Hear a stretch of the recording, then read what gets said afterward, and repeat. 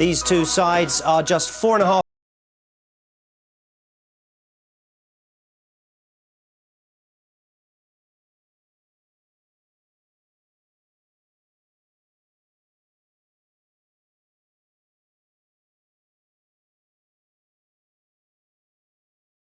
Arsenal by Ian Wright. Here's Defoe, and that's a goal for Spurs. Early ball for Bergkamp. Brilliant play from Arsenal. Nicholas Anelka puts Arsenal in the box seat in this North London derby. He showed with a free kick. Oh my word! Great save and in, and Tottenham take the lead.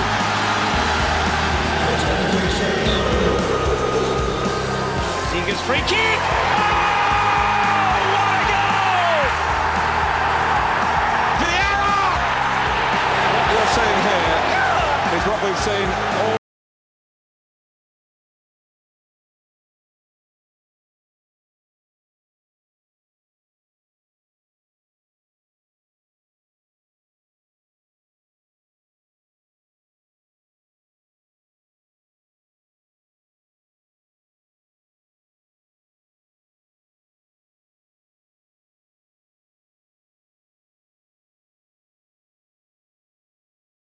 Discuss the new team at Tottenham, which means new management and new players. We're at White Hart Lane for Spurs against Arsenal and a chance for Arsenal to go top again. Good morning. Yes, we've got a lot to talk about with these two teams at the moment, haven't we? And I'm delighted to say that to do just that, alongside me is Glenn Hoddle and also Frank Arneson. We shall speak to both of them in just a second. First of all, let's give you the team news just to hand. Spurs, first of all. Eric Edman returns in defence after 6 games. He hasn't played since their last Premiership win, in fact, at Everton. And Michael Carrick starts. It's his first Premiership start for Spurs. For Arsenal, just one change from the side that drew at Palace last weekend, with Dennis Bergkamp in for Robert Pires. Welcome, Frank. Thank you very much. Looking forward to this first White Hart Lane North London derby for you. What are you expecting? Everybody speaks about this. It should be a tremendous atmosphere, and yeah, it's the first time I have to experience. And of course, it's a big game. Arsenal coming here, one of the biggest clubs in the last couple of years, and of course the rival for Tottenham. So, what can you expect, Glenn? A lot of passion. I think you'll see, Frank, that the crowd will, the fans will certainly get behind the team today. It's always a passionate game. If you make a good throw-in, they'll cheer you. It's not always the case at Tottenham, as we know over the years. But what do you remember about Martin Jol as a player, Glenn? Did you play against him? We played against. I played against Martin, yeah. I think it was the Milk Cup semi-final, and perhaps he won't like me for bringing this one up, but I think he got sent off. I remember him having a tangle with Tony Galvin, and it was a semi-final that we won over 2 legs in them days. But he did score against Spurs once. He did, didn't he? I believe so. Yes. Yeah. Left. Here's the proof. It's the proof. Bit slimmer. He was quite a tough, rugged player by all accounts, wasn't he? But I think he came in after skill. Brian Robson left West Brom to go to Man United, and there he is. He's got a great memory at White Hart Lane, that's for sure. It's quite a good strike. Here's his playing record, and he obviously played for a couple of clubs here in England, also in Germany, and some decent clubs in Holland too, but not the top clubs perhaps. I think it's important that he's had a bit of a pedigree at West Brom and Coventry, so he's been to this country, he knows the passion of the English game, and that'll stand him in good stead as well. Now, you chose him as coach, you appointed him. What did you see in him as a coach, Frank? first of all, I think it was the only candidate and on the right time to take Martin in. And why you're taking a manager of a coach in is because you believe in him. I have followed Martin on a very short distance in Holland. He have had 3-4 different clubs, what we have seen, had done a very good job. He's very good with the players, tactical very strong, and of course the last 4 months when we have worked together, I learned him even more for a very close range. And he's for me the right person in this moment. So I'm delighted that he said yes. How does it work, Frank? Who does what? He's doing everything now, but it's not, you know, it's Glenn knows how it works because he's been abroad, and I have worked like this for the last 11 years in PSV. I'm the director. I'm doing all the football matters around, like buying, selling the players. Will you choose those players? Yeah, but yes, that is a little bit. You know what it's all about is communication. What it is, that is, you are talking every day on everything. Martin Jol is in charge of. He's in this moment. He's in the dressing room. He's picking the squad. He's picking the team. We are talking about it, but it's his responsibility. My responsibility is to go out, selling, buying the players. But we are talking all the time. So who will decide which player you buy? You or him? It's me a responsibility, but it's, you know, we always do it together. I have done it with even Bobby Robson was delighted to work with me, and I've done it with Gus Hiddink, Dick Advocaat, and Eric Gerrits, and you know that is the only way what I have worked, and I think we have had a lot of success in PSV, 9 years in a row, Champions League, and done well. So I'm sure that we will do it all right here as well. How does it differ, Glenn, from the way that you work, say, with David Pleat here? Well, I think the idea, the concept has been abroad. You know, they've worked it abroad. It hasn't been successful in this country. Why not? So far, because of the upbringing of managers in this country. Personally, I feel that it's a manager who manages the team must have the players that he wants coming in. And as Frank says, the communication has to be right. If that isn't right, then it's going to fall down. And sometimes I feel in this country, a director of football is brought in for the wrong reasons. It's brought in for it to be a bridge between the board, who may be a little bit unsure on football terms, and they need someone a sounding board. Is the manager doing the right things? Is he buying the right players? And if you get any sort of conflict there, you get your job undermined, and that's how it's worked in England. Frank obviously has worked and experienced it at PSV, where it's completely different to that. And you know, it'd be interesting to see if Martin and Frank can really make it work, because you know, obviously they've had a bit of experience at doing it. But in this country, it hasn't worked. Well, what happens, for example, if you disagree over buying a particular player? Who gets the final say, Frank? We will not. You won't? You know what Great. it is. You know what it is. There is always discussion, but I know, but it's two football people. We are talking about it, and end of the day, I'm responsible for not only buying and selling, but also for the financial matters together with the board. So it would be ridiculous for me to go out and buy a player who I know that the coach doesn't like. So it's you're going into how do we like to play, what style. And I'm a football man. I'm not a chairman, but I'm a football man. And I go in with the coach. We talk on a daily basis how we would like to play. What do we need? Do we need a right winger? Do we need a left winger? Do we need some? So I try to make the squad so big as possible for possibilities for the coach to work. But it's always in a communications atmosphere. We have to agree about it. And if I think I have better reasons than him, then he will agree, and he can also persuade me, Frank. Listen. Okay. I heard you talking the other day about the amount of money that the two clubs have spent over the years that Arsene Wenger has been in charge. So we got our eager beavers away to look at the statistics. And if you see here, this is the amount of money spent that the two teams have spent while Arsene Wenger's in the last 8 years been in charge, then recouped, i.e. how much they've made from sales, and the net spend is the interesting thing to look at. Does it surprise you, Frank, that Tottenham have actually spent almost £25 million more net than Arsenal in that time? Yeah, but it will give it a wrong picture of it, because if you see the fixtures, what have you bought? And Arsenal have bought for more money. But what it's all about, it's financial, buying, selling players, and still perform. And that is what Arsenal have done much better than Tottenham. I mean, that is, you know, they have sold Anelka, Petit, and Overmars for big money. They still was up there, and still was the team was not getting worse. In opposite, that was better, and that is what it's all about. Okay, well, let's hear from Martin Jol. He's now with Jeff Shreves. Martin, you've been saying since your appointment you believe in the beautiful game and the tradition of Tottenham. Against Arsenal today, does that all go out the window? No, I still told the same story. You have to attack if you play at home. On the other hand, if they play very well, and they did a spell ago, yeah, you have to defend and you have to go back. But if we got the ball, we attack. How much would a win help your role in charge? I don't know. I don't want to think about those things. Last week I had that feeling, and I was in charge only for the morning and the afternoon. So that was ridiculous, but I'm a grown-up, so I will take the pressure. But just before the Burnley game, we had the same situation. And I think, apart from maybe Alex Ferguson, Arsene Wenger and Harry Redknapp, all of us are under pressure every game. Have you got a sense from your supporters just how big today's game is to them?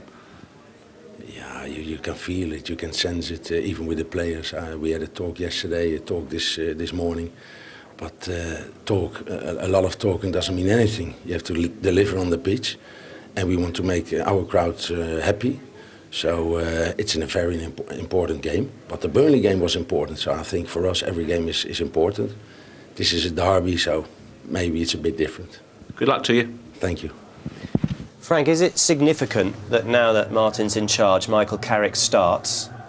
No, I don't think it has nothing to do with it, because Michael came in a little bit late and unfortunately he got the injury.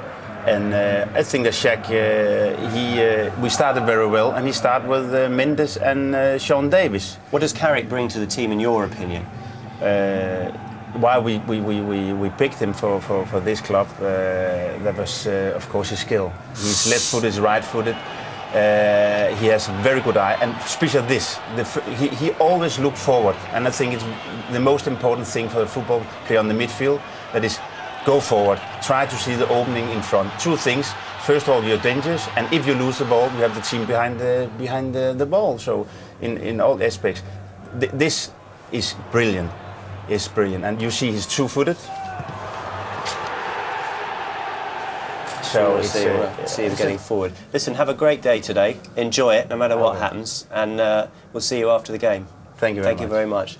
That's Frank Arneson, who's been with us for the first part of our programme. This is the table. This is what Frank and Martin have got to do. Tottenham in 14th place, and just a reminder, they've lost their last 4 Premiership games. The team they've got to play against, their oldest rivals Arsenal, who are off the top for the first time in 11 months, remember, and they could go top again, but they have to win today. Chelsea, remember, playing this afternoon later at Fulham. This is the ground where Arsenal fans saw their team win the title last season, and when we come back, we'll hear from Thierry Henry. Always you have to justify, come out and justify, come out and justify, come out and justify. My teammates knew why I did that against Panathinaikos, and I thought that was the most important. Guess who's here? In a little box just behind one of the stands, Jacques Santini. He's back already, and he's working for French television. Glenn Hoddle is also here. We'll talk to him in just a second. Let's talk about Arsenal now. We've talked about Spurs. They've come in for a bit of criticism, Arsenal, recently, and even criticism for Thierry Henry. What does he think about that? Sometimes I'm at home and I laugh about it, because I see some people saying that I don't score enough goals. So I can only laugh. Or I don't do enough for my team. I can only laugh. I know I don't settle with what I do. I never do settle with what I do. But when I see it and I see what people are talking at the moment, like once again, and I'm going to say it again, people are having a go at me not celebrating my goal against Panathinaikos. What I could hear, what they could do. So that was my only way to answer to the Panathinaikos fan. Because you do a sign, you get sent off. You do whatever you do, you can get sent off. So, okay, I stood up in front of them a bit with I can say with arrogance. But I saw after he doesn't want to celebrate his goal. You don't, for the reason that I said, about the monkey noises and all this kind of stuff. You always have to justify yourself about stuff that you do. So sometimes I think it's a bit of a shame that always you have to justify, come out and justify, come out and justify, come out and justify. My teammates knew why I did that against Panathinaikos, and I thought that was the most important. At the end of the day, don't get me wrong. I like this kind of stuff. Football is always, and I always say that, and I will always say that, you get judged by the last game that you have played. People always forget what you did before, or even if you did some amazing stuff, you always get judged by the last game that you have played, and I love that. Big games. Oh yeah, I know. I think, how do you say that, look at only I always say to people, look at the stats, and I think they should look at the stats. If you look at the stats, and look at... What will they say? But they would see that I've scored, I don't know how many goals against Man U, I don't know how many goals against Chelsea, I don't know how many goals against Liverpool. And I think they're the top 3 teams in England. And they will see that against Roma, Juve, Inter, Valencia, so many teams that I've played in. I think I put my name out there. But as I said to you, like you said, I just can't win at the moment because the team is maybe a bit less playing that well. And you said last time, you know, tall tree attracts the wind, but the wind only destroy the leaves, not the tree. Look at the stats, says Thierry Henry. Let's do exactly that. This is Premiership record. Averages 2 goals in 3 games. Against those teams that he mentioned in the Premiership, Chelsea, Manchester United and Liverpool, exactly the same average. So anyone, Glenn, who says that he disappears in the big matches is talking rubbish. Nonsense, absolute nonsense. And not only that, it's not only his goal-scoring record that we're seeing there, Ian, the amount of flair that he's brought to the game in this country. You know, he has been one of the best players in the top 10 ever to play in the English league. There's no doubt about it. Has he been off his high standards though in the last couple of weeks? Yeah, but you can't paint a masterpiece every day of your life if you're an artist. You can't play to the standards that he has set himself every game. But he will affect the game. He will affect the game today. If he doesn't score, he'll affect it in a positive way, even when he's not scoring goals. But yeah, as a team, they're perhaps not performing as well. Arsenal, they're a little bit inconsistent, which they haven't done for probably 2 or 3 years. One of the reasons people say, not just criticising Henry, they also talk about the fact that Campbell's not there. Yeah. How significant a loss is he? Well, I think that is a massive loss to them, because the reason I say that is it's a bigger loss than, say, if Terry came out of the Chelsea side. I think Arsenal haven't quite got the depth of squad maybe that Chelsea have got, and possibly Manchester United as well, certainly in that area. So these are the centre-backs that we're looking at today, Sigan, Touré. You don't think they're quite up to Campbell's standard? I think Touré is an excellent defender, and he's even better, I think, when Campbell's alongside him. Sol Campbell has been excellent, absolutely first class as a defensive centre-half, nursing the young man along the way. I think Sigan is a problem. I think he's not at the level of what Arsenal would want at this moment in time. And we see that time and time again. He's given his all, he's given 100% for his club.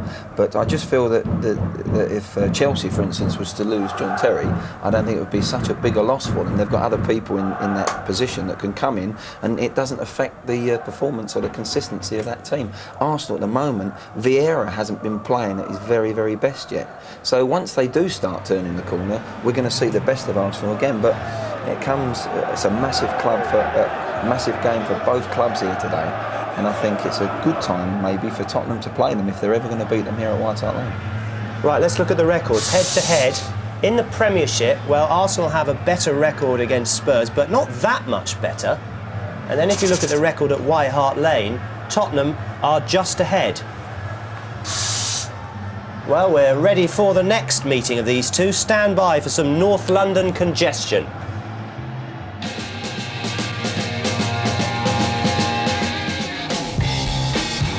Defoe!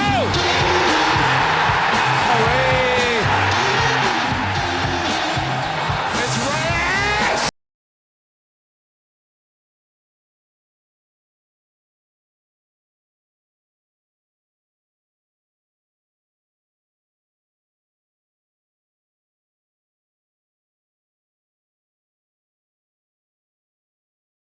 .25 between these two clubs. Here's Niall Quinn and Martin Tyler. Well, I have to say, Ian, if the match matches up to what we've seen already today, with Jacques Santini from the director's box here to a little box literally outside the ground, Thierry Henry, of all people, having to justify himself to the country. Yeah, that's incredible, and that just shows you what this derby is. I mean, it's a fantastic game naturally, and in some ways, with all the European football that's been on, the big Man United Arsenal game a couple of weeks ago, it's sprung upon us. We didn't really have a big build-up, but because it was overshadowed by the manager leaving, all the different events, but it's building up nicely. I think we're in for a cracking day. I mean, you're a predecessor of Thierry Henry's in the Arsenal attack. I mean, these games, they do test not just the skill, but the mental approach as Absolutely, well. yeah. I think it's in your mind 3 weeks before you play a game like this. The fans, the way they treat it, the local media, everything is bubbling up. And then when match day comes around, there really is nothing like it. I mean, the derby game is so special. And there's been some great nights here for Arsenal visiting the Spurs. I know I had 1 or 2 that stay with me and will be in the highlight of my career. You know, coming here and winning a League Cup semi-final many years ago. you know, they're memories that you'll never take away. Well, North London was entirely Tottenham's area football-wise until it was invaded by Arsenal when they resited less than 5 miles from here after being founded south of the River Thames. That was over 90 years ago. So that invasion and a subsequent promotion at the expense of Spurs have never been forgotten or forgiven here at White Hart Lane. Stories have been passed through gritted teeth down the generations, and the Tottenham pain has only increased with Arsenal's great achievements under Arsene Wenger. And you can only imagine how the diehards felt when Arsenal were actually confirmed as champions here last April, and not for the first time as well.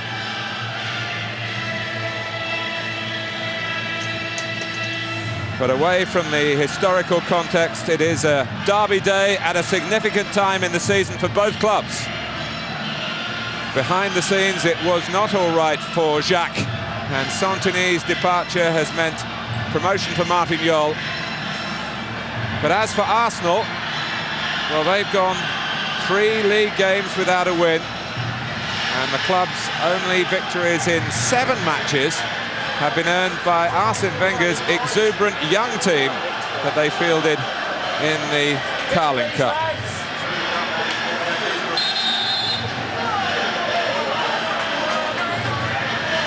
Well, Steve Bennett is the referee.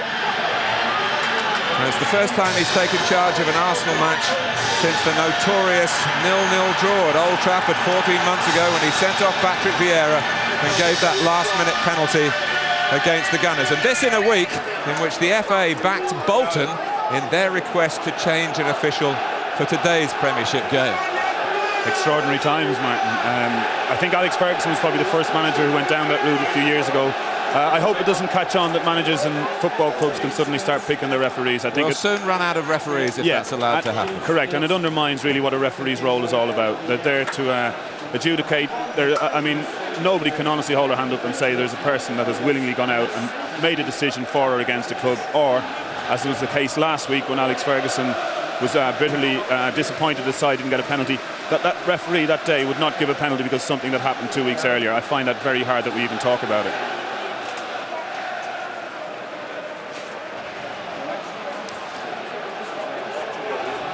Most of the Arsenal team have never lost to Tottenham, but there are some exceptions like Dennis Bergkamp, Freddie Ljungberg and Patrick Vieira as well. We're all in the beaten side here 5 years ago.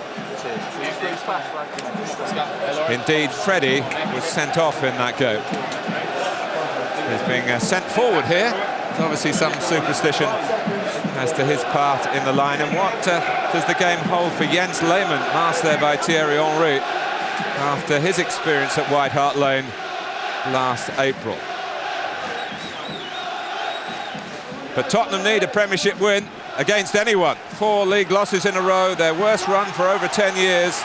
Just 1 home victory, and that was back in August against Birmingham. 14th in the table, which is where they finished last season.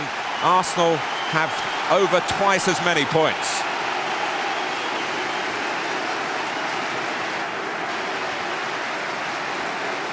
Tottenham fielded a senior side at Burnley on Tuesday, and after a 3-0 win, it forms, as you would imagine, the basis of today's Premiership 11. But left-back has been something of a cursed position since the first choice, Eric Edmond, got a head injury at Everton. Well, Edmond is OK today. Gardner, Bunjevcevic and Kelly all filled in since then. All have fallen foul of various fitness problems. Ahead of Eric Edmond on that left-hand side, 18-year-old Reto Ziegler, who came here in August from the Swiss club Grasshopper. Spurs will play with a flat back 4. It's good that Edmund is back. I think there's a feeling around the ground they're quite happy with him, but I think where Spurs will attack and Martin Jol wants to do is in that diamond shape in midfield where Carrick will hold, Brown will gallop on and support the front 2, and Mendes, we know what he can do on the right side. We've seen a lot of him. He'll be tricky up and down, but on the left side, Ziegler, not so sure. Big game to be thrown in. Be interesting to see how he gets on today. Well, the Arsenal kids are back in their kindergarten, with the exception of Flamini and Van Persie, who are on the bench, and of course Cesc Fabregas, who at the moment is too important to the senior side to be risked in the Carling Cup, with the continuing absence of Gilberto and Edu, who broke a toe against Everton on Tuesday. Robert Pires, left out by France for next week's international, is only on his club's bench, despite a very good scoring record here at White Hart Lane. and Dennis Bergkamp is back in the 11. Sol Campbell still a few days recovery short of making a return at and to White Hart Lane. Yeah, and it's really same old Arsenal. There might be a few different names there, no Sol Campbell, but that back four will know what it's all about. Ashley Cole having another terrific season. But I think in midfield, we see Fabregas with another chance. He's doing very, very well and has impressed everybody. Vieira will hold, and we expect Reyes to be as busy as ever. He'll be up and down, he'll be across, he can switch, and Ljungberg as well. I think this could be a game where Spurs will try and get forward. Arsenal will counter-attack, and with Dennis Bergkamp coming into the side, probably just off Henry, holding it up, laying balls off, I think you'll find that Arsenal could be looking to win this game on the counter-attack at times. Well, it will be interesting to see how Jens Lehmann copes with Tottenham's tactics around him today. Robbie Keane chivied a foul out of him in April and converted the subsequent penalty to deny Arsenal a win on the day, but not the Premiership title, which was confirmed, of course, on that final whistle here at White Hart Lane. Well, Martin Jol now officially in charge. He did supervise the match here last Saturday against Charlton in a caretaker capacity. And you just feel that he is the man Frank Arnesen always wanted to be his head coach. Arnesen pulling the strings as the sporting director, and very experienced in that respect. He was saying in that interview in the studio earlier, he has done wonders in Dutch football. Well, someone who's done wonders around the world of football, of course, Jurgen Klinsmann alongside Sven-Göran Eriksson, now in the capacity of international managers both. Klinsmann, of course, the head coach of Germany. I think you know what Sven does for a living. And you will know what this means in this part of the capital. It's been a season of two halves so far for Spurs, unbeaten in their first six. The next 6 matches have produced 5 defeats, 4 on the spin. High noon.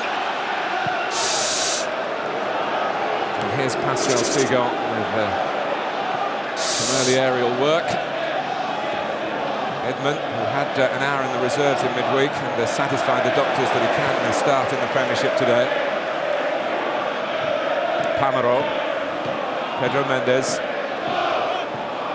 Michael Carrick, who has the attributes to make him what they do say in these parts, a typical Tottenham player. Well, that's right. I mean, he's lovely and comfortable on the ball.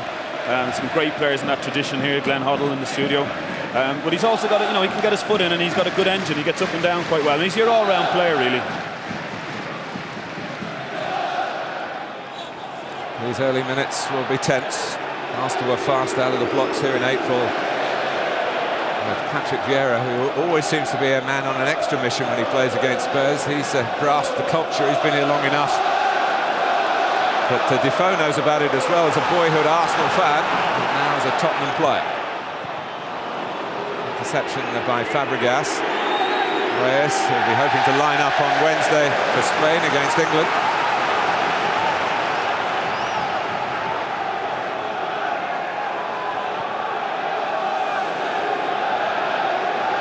Ledley King, who of course hoping to be in the England setup in Madrid in midweek. Defoe. That pass just went straight from Defoe there. Interesting, he strolled back. It was a mile offside, and the mistake by the defender ended up the ball coming to him. In the old days, free kick, not anymore. Colo Touré. Now Cole. Vieira challenged quickly and crisply by Carrick. Ljungberg.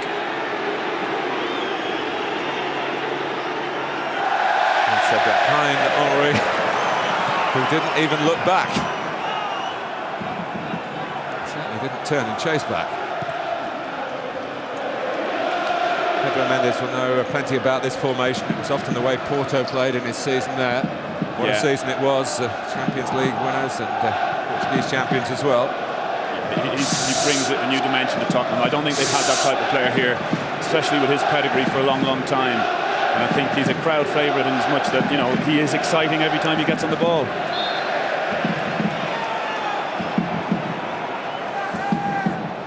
Michael Brown will be given the chance to express himself in support of the two attackers. He was penalised as the ball was played forward then, and Arsenal have a free kick. I played at Man City when he was a young lad, Brownie, and he always had that swashbuckling attitude that he would join in things, didn't matter, stick his foot in, try and get goals. Good finisher. And he's got a big move this stage in his career, and Spurs are going through a difficult time, but I mean, he's scored so many good goals at Sheffield United. I think really he needs a goal or two now to establish himself in this team, even though he's a midfield player.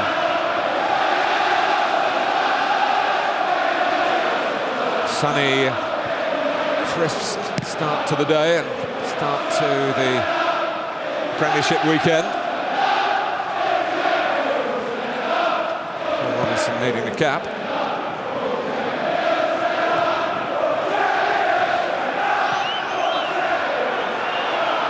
Brown penalised again.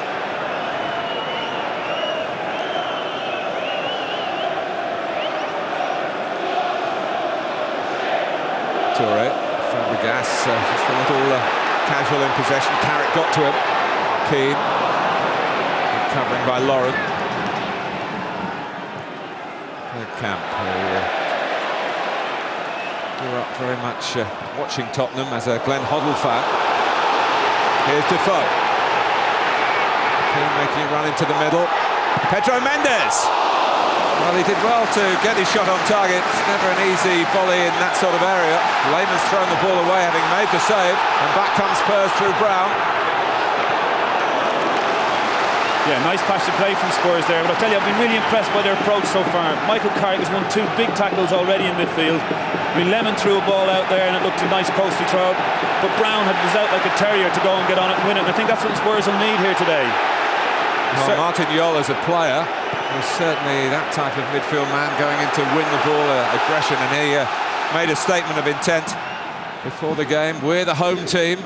Doesn't matter who we're playing, there's an expectation from the fans for us to get forward. Absolutely, you just get the feeling as players are responding to that message. Defoe lets it run.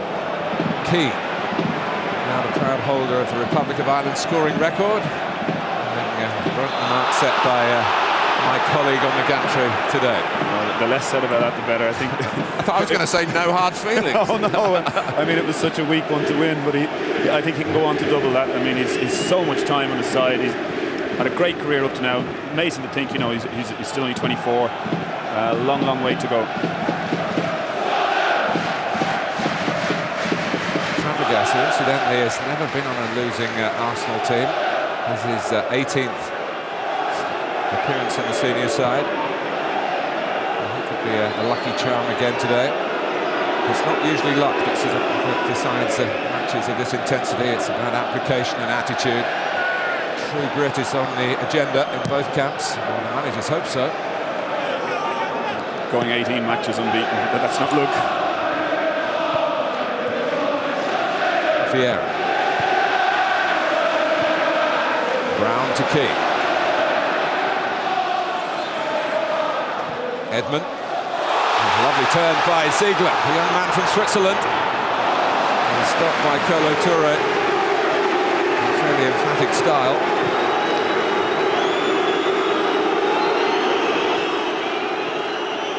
Lovely piece of skill by Ziegler there. I mean, so early in the game and such a big game from him. But doesn't he look a big lad? You know, he's not your small, tricky, average winger. Coming from the Arsenal wide is Reyes.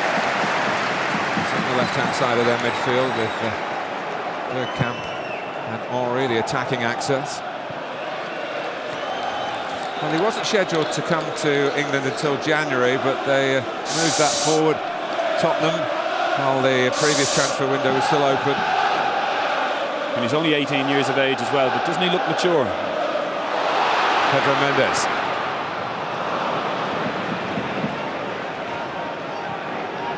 Vieira's ball.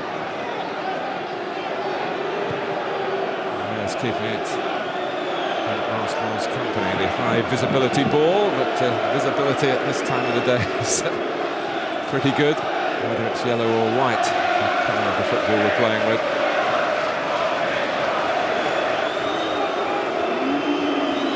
Well, Jens Lehmann, presumably the reason for Jurgen Klinsmann being here today, apart from perhaps going down memory lane at White Hart Lane.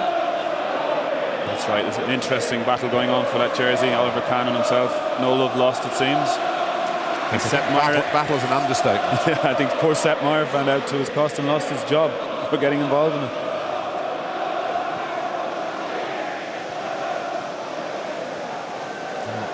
He hasn't got those grey hairs of management yet. No, if we all look like that after what he's been through, we'd settle for it. Looks as if he could still be playing. I think the good life in California has contributed. Possibly.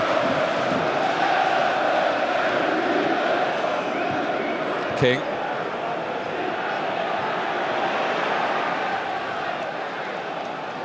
Paul Robinson was in the Leeds United goal, and of course they achieved what is now the penultimate Premiership defeat that Arsenal suffered at Highbury at the back end of the 2002-2003 season.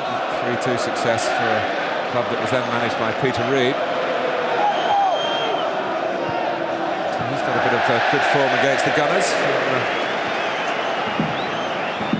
his track record.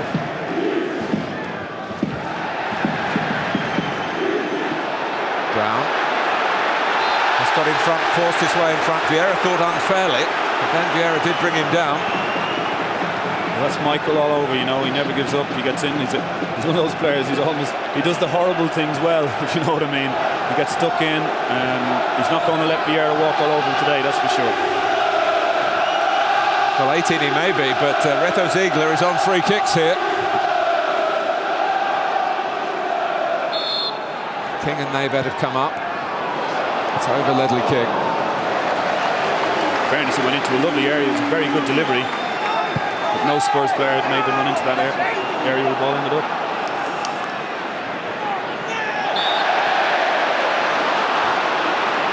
Mario Camero is an out-and-out defensive player. And that seemed to suit the philosophy of Jacques Santini. Whether it does Martin Jol, we'll see. It was interesting he spoke. He also realised, you know, that defensively Spurs have, you know, they've a fairly good record up to now. But, you know, that's the key to it. If they know they're not going to let in goals, they can then be that adventurous team that he wants. It's a heavy fall for Reyes, and obviously some pain in the shoulder. Any of you who've ever damaged a shoulder know how agonising it can be. But what we have seen in his short time in the English game, he does not give up easily. No, he doesn't. And did you have a bad shoulder at times? You did, Martin. Yeah, I have. Tennis elbows.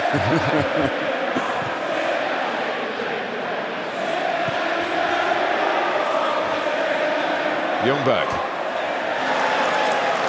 Ziegler and Edmund doubling up.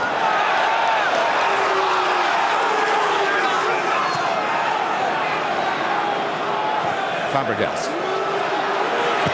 Ljungberg crossing it early. Had a goal with Ljungberg's help in the London derby, of course, last Saturday. It was a run for Keane if Defoe could have passed it.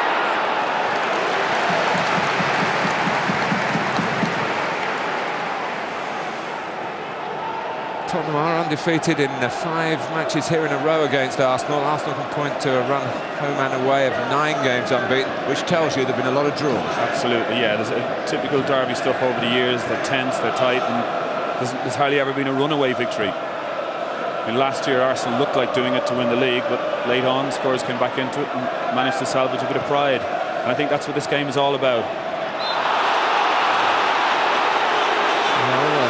Edman and Ljungberg, international colleagues. I think you'll find as the ball and the free kick have been given, he accidentally trod on Ljungberg, and I think Ljungberg is perhaps making as much of that as he can. You see the foul is given there, but you see just this little stand on the ankle there. I think it was totally unintentional.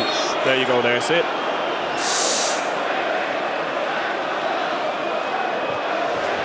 Fabregas.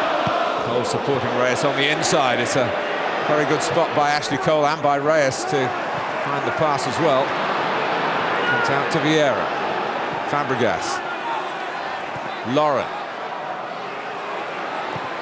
In from Bergkamp.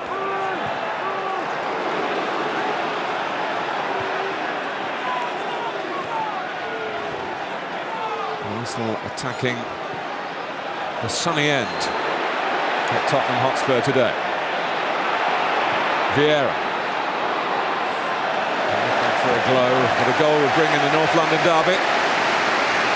It's interesting there, you know, the previous passage of play, when Ashley Cole galloped forward, Mendes was just caught napping, and he's got to watch that, because that's, you know, Ashley Cole is going to look for that all the time. It's a big part of Arsenal's play.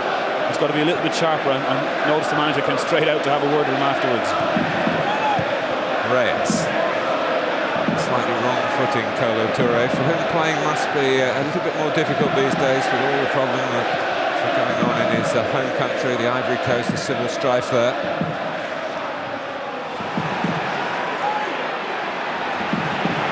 Vieira. Try and get the angle to find Henry. Yeah, Brown once again snapping at his heels all the way. It's been a feature so far.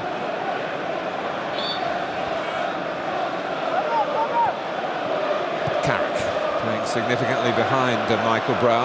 It's an area where he can, rather like a quarterback, get some service away for those who might get the touchdowns.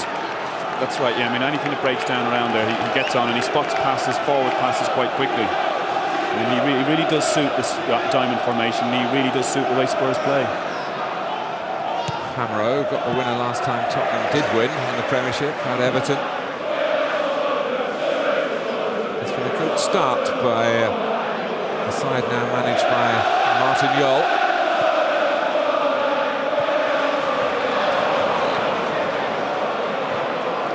Vieira.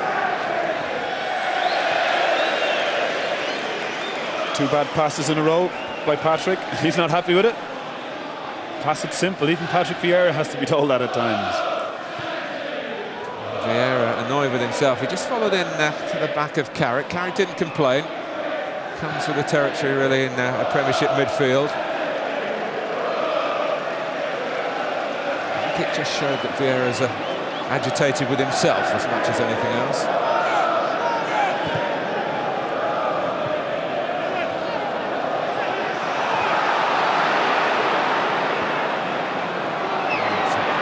Can't quite take that into his stride. Keane. Cleverly by Nabet, and Tottenham couldn't get it right from their right. Yeah, Robbie was looking for it to be played inside, but unfortunately it was played on the outside for him, and he had acres of space. He made a great run, but Mendes just didn't get his head up in time. And when he did, he picked the wrong option. Lauren. On from Vieira. Reyes flags up. Little bit of a let-off, but Reyes was allowed to turn in acres of space there. So Ledley Kings, the woman, didn't know whether to push out. He's just turned previously to that. Yes, there is an offside. Little things like that Arsenal more often than not punish you. He hasn't just quite started as well as he might have, Thierry Henry.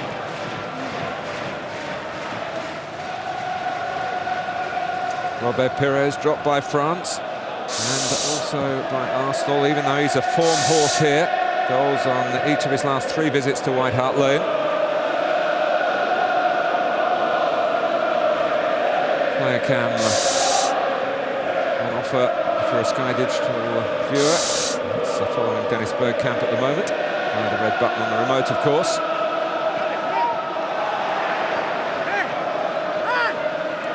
Dennis Bergkamp will know plenty about Martin Jol.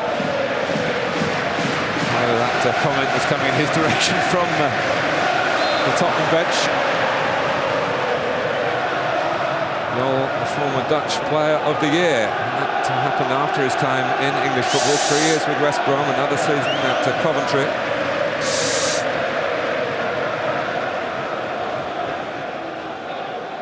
Lauren.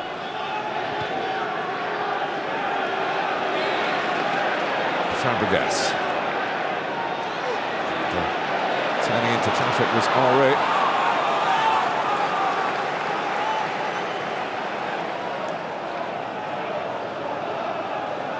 It's a little bang in the face for Cesc Fabregas. But certainly he hasn't shown any sign of being the sort of player that you can wind up as an opponent. No, so I mean, what he's done so far since he's come to these shores, first class.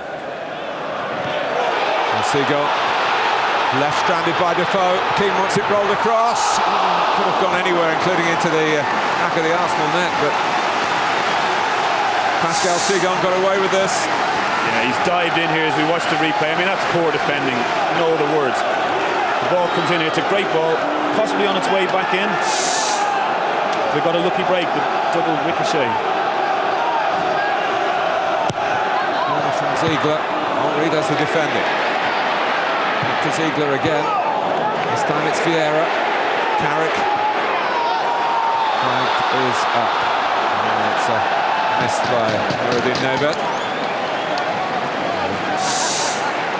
Very easily offside, as you'll see here. But again, you know, it just goes to show you Spurs that they're starting to believe in themselves. You get the feeling the fans are starting to believe as well. And you know, this isn't the game. I mean, a lot of the experts, I was reading all the papers this morning, said it was a banker Arsenal win, that Spurs are in bits with what's happening with the manager. But I tell you, having the players reacted well. I think the Tottenham players, no disrespect to Jacques Santini, his English wasn't very good. What they are enjoying from Martin Jol, who speaks the language much better, is communication. Yeah, and you also get the feeling that it's a happier place. I mean, no disrespect to Mr. Santini, I'm not saying he was miserable or anything, but you just get this guy does seem to have an air about him where the players are responding to and reacting to, and they do look a happier bunch.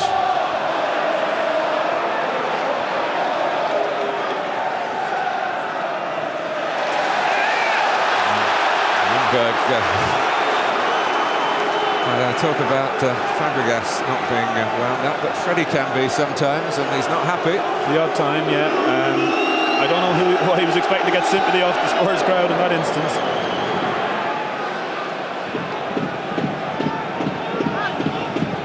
Cole.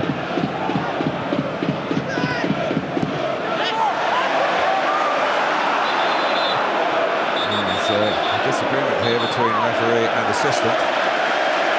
It is Tottenham's ball. Steve Bennett said he's going to make the big decision, as he's totally entitled to do. Yeah, Brown once again got over to make the tackle. And you could see from the reaction from the Arsenal player at the time, you know, that even the Arsenal player I think knew it was a Spurs ball.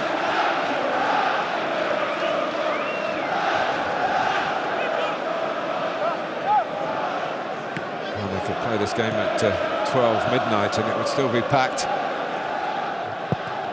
It's a great occasion here locally. Seagull. Keane was left protesting. Judged offside. Funny though, as well as Spurs are doing, you always get the impression that Arsenal are one little pass, one change of direction away from opening them up. But they do it to a lot of teams, not just Spurs, but they really have to be on their guard.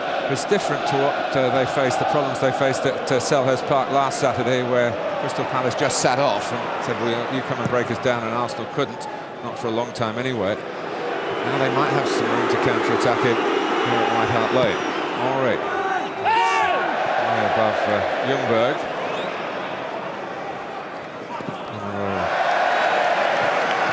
Seeing it out.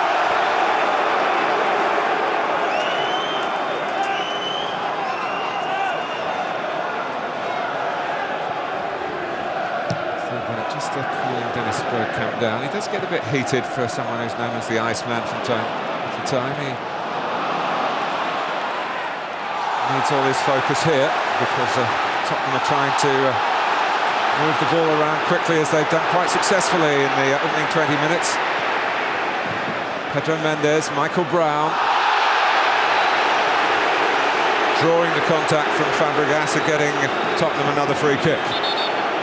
You know, again, a reminder just how Spurs were close to saying those last few seconds. Great zippy passing. We see the challenge there at the end of the move, which led to the free kick. But it's nice. Spurs they look busy. They look interested. They look as if they want to make things happen. And all around the park. I mean, that move started right back from the very back, worked its way up to the bit. Now they've got a free kick in a dangerous position. Ziegler to take it again. He's standing it up towards Nebet. Comes out for Carrick to have a crack.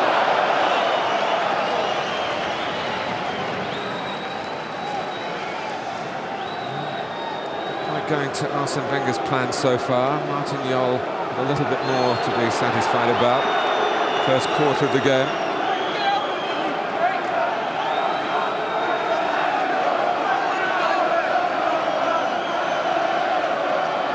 It's not just against Arsenal that Tottenham have had troubles in derby games. They haven't won a home game against another London club for over 2 years.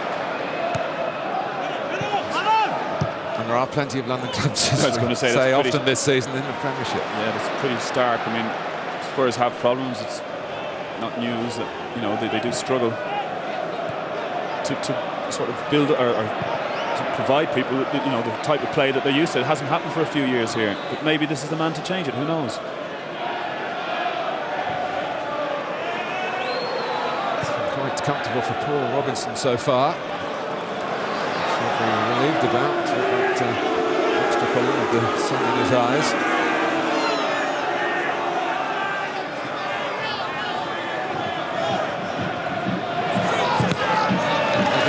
They started against Charlton. They've just passed the ball around them here last Saturday. Yeah, there was good value for a 3-0 lead at one point. Yeah, they were a bit shell-shocked, I think, Spurs, with what had happened the day before, and they played that way. But a week's a long time. I mean, things have gone so well off the field as they have for them, and everybody seems to have bought into the fact that it's a better place to be at. You can see the difference. The players look full of it. Alison Henry complaining about the two Tottenham opponents being too close.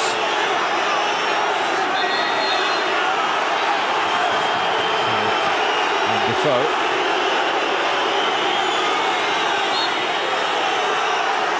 5-minute sides with Arsenal. And it's awkward for Robinson here. It's probably the most difficult thing he's had to do in the match so far. But out come Tottenham, maybe Arsenal style, with pace on the break. Defoe. Could never quite set himself to see where the support was. And I tell you what, anybody questions Arsenal's desire in this game, it was Arsenal's two centre forwards who were back there challenging him, Henry and Bergkamp. It's a derby, all right. Toure.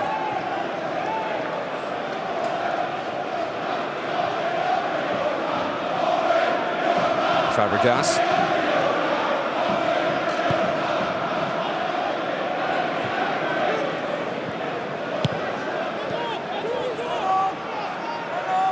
Vieira's gone hurtling forward. And just to make the same point the opposite way round. Ashley Cole, the one coming in to try and be a centre forward when the strikers are doing the defending a few seconds earlier. Yeah, it's all high-powered. It's quick. It happens. You know, I mean, they just work so hard for each other. I mean, it's a trait of their game for so long now. Just a little bit of an extra dimension, of course, for the Arsenal senior players who watch the youngsters doing their work, beating Everton's first team in the Carling Cup. They will be pushing absolutely to get games in the Premiership. What we've seen there, that there's a lot of players knocking on the door now who Arsene Wenger knows he can throw in. Maybe not all at the one time. There's Van Persie. I mean, he's looked very, very good. They call him a natural successor. Flamini has done nothing wrong. I mean, they've got some great talent, and you know, there's Jermaine Pennant. There as well.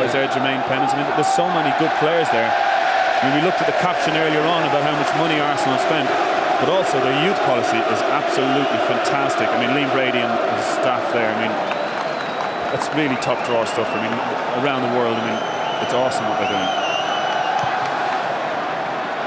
The seniors are not exactly struggling, but they're finding Spurs, as they would have expected, coming here today. Short journey, but they knew what would be waiting at the end of it. A Tottenham team determined to give the Tottenham fans everything that's expected on Derby Day.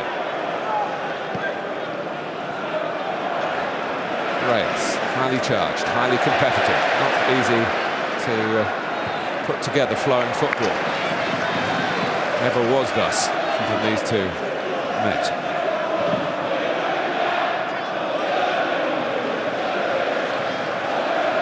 Maybet, a whole posse of Tottenham players new to the North London fixture.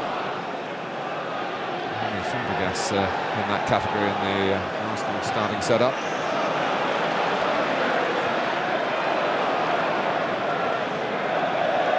Really looking like a player who's going to hurt Arsenal down the outside, but he'll keep the shape, cover the ground. Yeah, I think it's one of those. You know, he's probably, you know, he's not out there standing on the wing waiting for the ball. But we'll have a lot of work to get through today. I mean, he's not, you know, hugging the touchline by any means.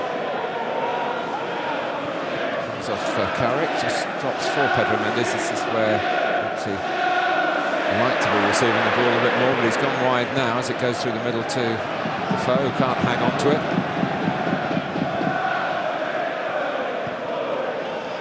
Seagull. And Vieira turning and appealing, and Brown will be called by referee Bennett across. It's another little snap at the heels again. I mean, you want to be careful, tread a fine line, because if you do go in the book, then that's it. You can't do anything at all for the rest of the game.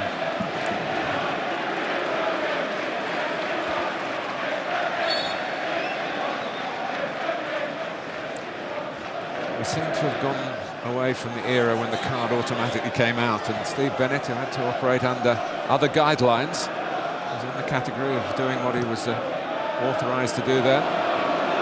It's different now. Yeah, sensible refereeing there. And that's all the players look for, managers, coaches, fans. Henry and Cole flicked off King. Oh, it's a strong one from Ziegler, but the flag had gone up. Always looking to get in behind Ashley Cole. He's such a willing player going forward. Energy levels, I mean, he's really developed, I mean, into a fantastic fullback, probably one of the best in Europe. 8 goals in 182 games for Arsenal, Ashley Cole. It's extraordinary that Lauren, the other fullback, has exactly the same stats. They're both well, first names on the team sheet, aren't they? There's no real rivals. I know Clichy's doing well, he's injured at the moment. It's come off Toure, who were looking, Arsenal, for another right back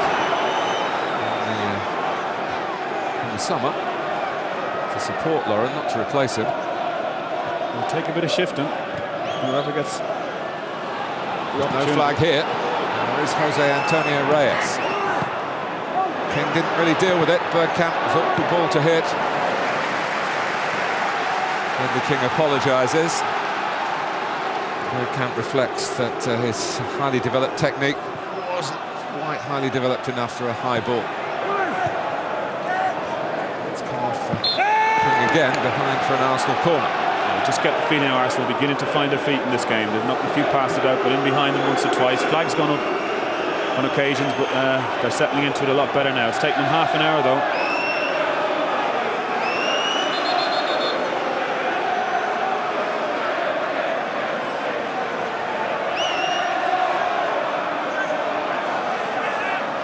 Again, they put 2 out. That's what the textbooks tell you to do. Presses a short corner. This is Bergkamp. It's turned away in real disappointment. It was a slice not quite worthy of the great Dutchman. But as it's cleared here, look at the position the centre forward takes, 30 yards from goal. You know, young people watching the game today might think the centre forward will be in, jump for headers, but Dennis probably knows he's not going to get in the air. Where can the ball come? Just such a clever player, gets into a great position.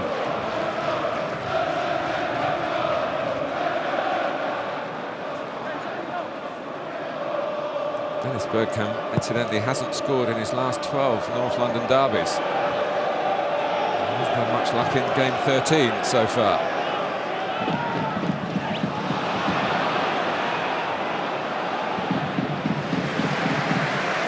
But you can rattle the stats off for all you like, and it's all about now and what's happening out there. As I said at the start, it's a significant time in the season for both clubs. Spurs trying to show Martin Jol the talent is here. Arsenal desperately wanting to get back to winning ways in the Premiership. Ljungberg, and that's Reyes will keep it in play. He was hoping to just get there where he might have turned it into the net. Once again, Naybet using the time that was available. Seagull powerfully. Brown. Surprised that the ball came his way. It was a fantastic attack there moments ago at Arsenal. Ljungberg was the one, I think he actually tried a shot. I don't think he was squaring that for Reyes. It's a pity he didn't, because Reyes would have had a tap in. But Lauren showed brilliant skill and initiative to get the move going in the first place. Good interplay. Ljungberg got a cross shot, and you know, on another day, Reyes will be side footing that in. Bergkamp. Henry. Here comes Lauren again.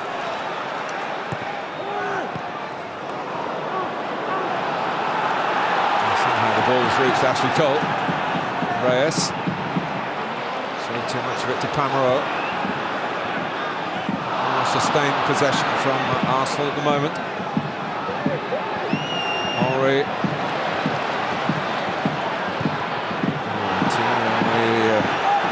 Trying to close down Michael Carrick.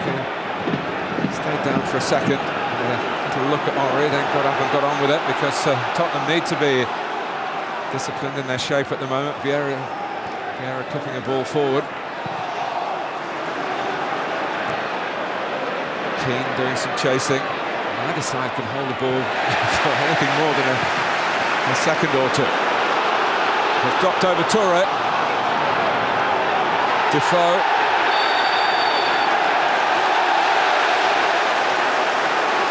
Toure finds a free kick given against him. Steve Bennett, I think, was just waiting to see whether Defoe was going to accrue any advantage from the initial challenge. Yeah, he didn't quite recover from the challenge and the referee gave it. I mean, Toure was a bit enthusiastic in trying to get the ball. Just a hand on the back, a little clip of the heels. But you know, the last 5 minutes have told me something. They showed that Arsenal are beginning to knock it around better, and Spurs couldn't find somebody to hold on to the ball for love nor money. Now this free kick, I'm sure the defenders are delighted they're getting the first break in about 5 or 10 minutes. Just over 10 minutes to go to half-time.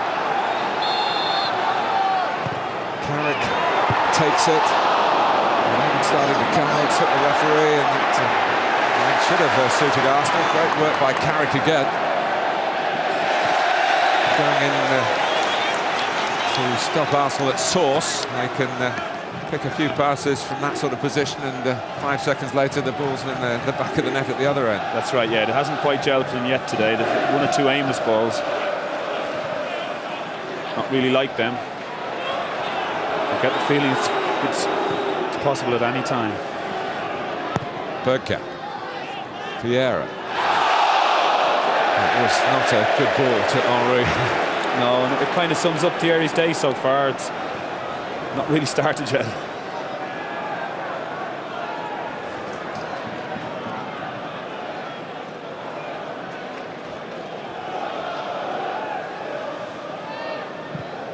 King with the free kick. Ziegler was a bit late to get to him. It's another free kick in a similar position. Michael Carrick's interested again. The referee just pointing to Lorenz, saying that he lifted his arm up very late on in the challenge. Went very close with the last free kick. It's been a feature. Spurs free kicks in these areas have been very good delivery. They just want somebody to have the heart to get right through and try and get on the end of it.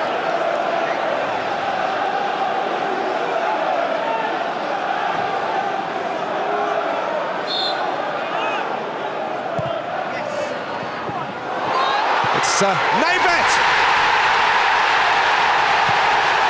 Tottenham lead Arsenal at White Hart Lane.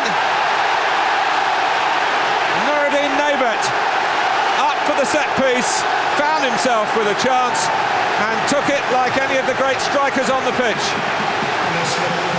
Great moment for Spurs. They've had 3 or 4 free kicks. They've all been swept in towards the goalkeeper in behind players, but this one was actually the outside of the players. The players had all ran in, it went behind them, and it fell to Naybet, who was standing alone at the back post. Couldn't have fallen any better to him. Nobody near him, and he tucks it away nicely. Joy for Yol. Well, it's a great moment, and I think they deserve it. I think they've shown a great attitude to this game so far, and as Arsenal were beginning to get their feet on the ground and knock it about, they've come and they've hit a goal almost against the run of play in the last 5 minutes, but totally deserved.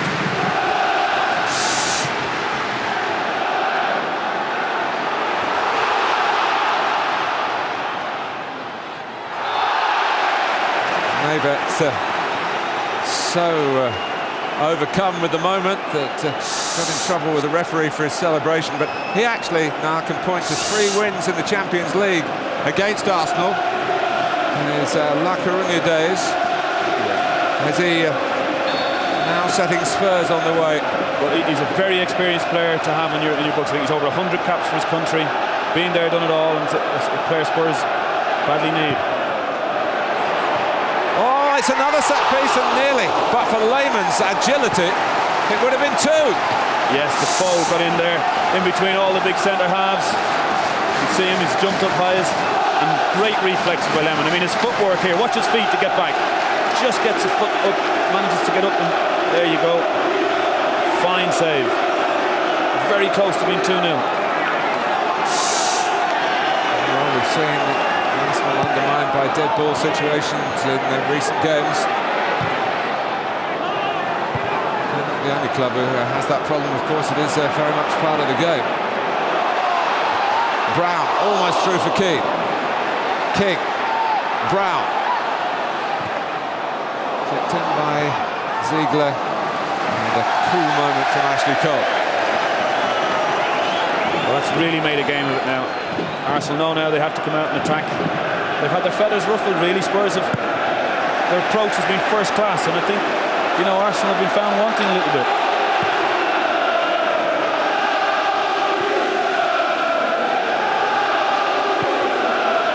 Well, Tottenham's start was bright and busy. It was just that little spell, as you referred to now, when Arsenal were putting better passes together, even though Arsene Wenger was really animated on the bench. He's not had anything to smile about, really. And then the shock of seeing Spurs take the lead here. And also close to going to it. The Spurs crowd singing now, they haven't been like this for a long while. Navet. Oh, look at that from King. Can Mendes keep it in? Yes. Defoe goes near post. And Torre taking your touches. Ziegler was coming in from the opposite flank. Opposite flank from the cross. Edmund. Ziegler. Too much of a hurry there, but they're pumped up, Tottenham. Just need to keep the tempo without losing the control and the aggression that they're showing as well, which is making it so hard for Arsenal.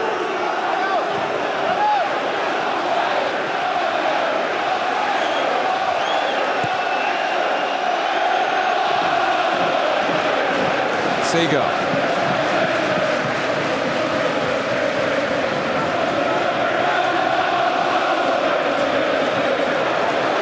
Over the records under Arsene Wenger, several times the October-November time, Arsenal have had a bit of a dip. They didn't, of course, have it last season, their amazing undefeated season, but they put it down somewhat to Champions League games of significance, to players having to play important international matches. September, October time takes its toll. Of course, it's a problem for other clubs as well.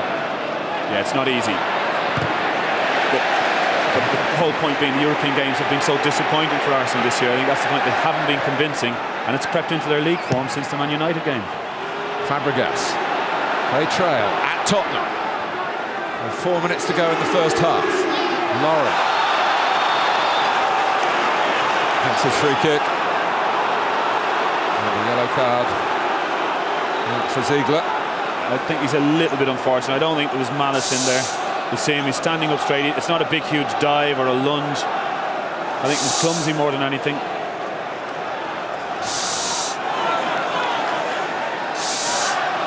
Sailed in from nearby Highbury, tried to hit back here.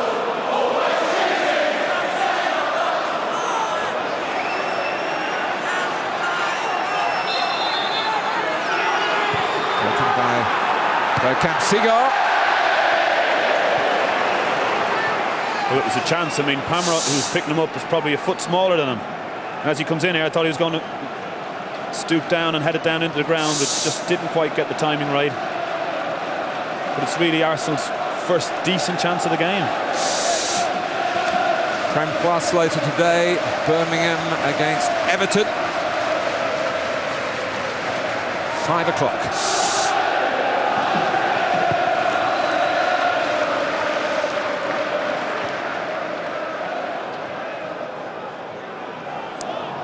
Everton will react to losing to Arsenal, but they didn't lose to this Arsenal team.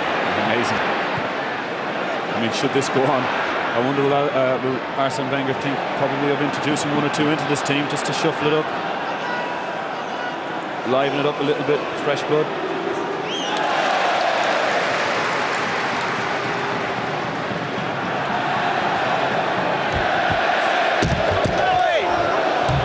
target now to get to half-time still in front.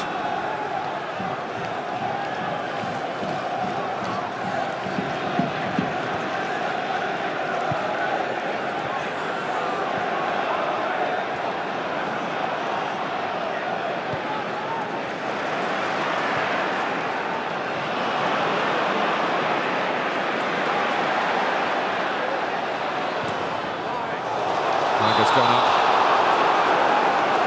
It's a bit short of Premiership goals to Defoe, but he's been chipping in the Carling Cup, and when he does get on a run, he's one of those streak scorers. Yeah, absolutely. I think he probably just needs one now.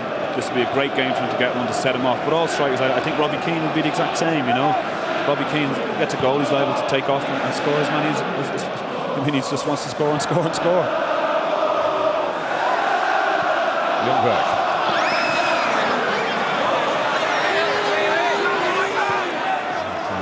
Fabregas, Lauren can't take the ball with him.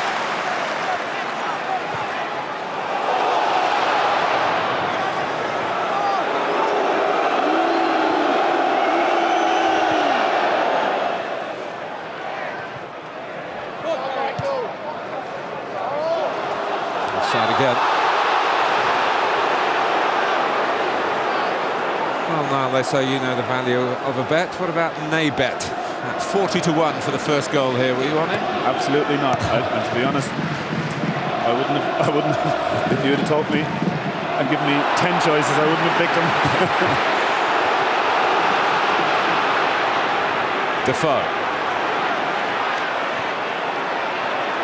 Holding it up for Spurs. Helping run down the clock as much as anything before half-time. Stoppage time approaching. Bergkamp.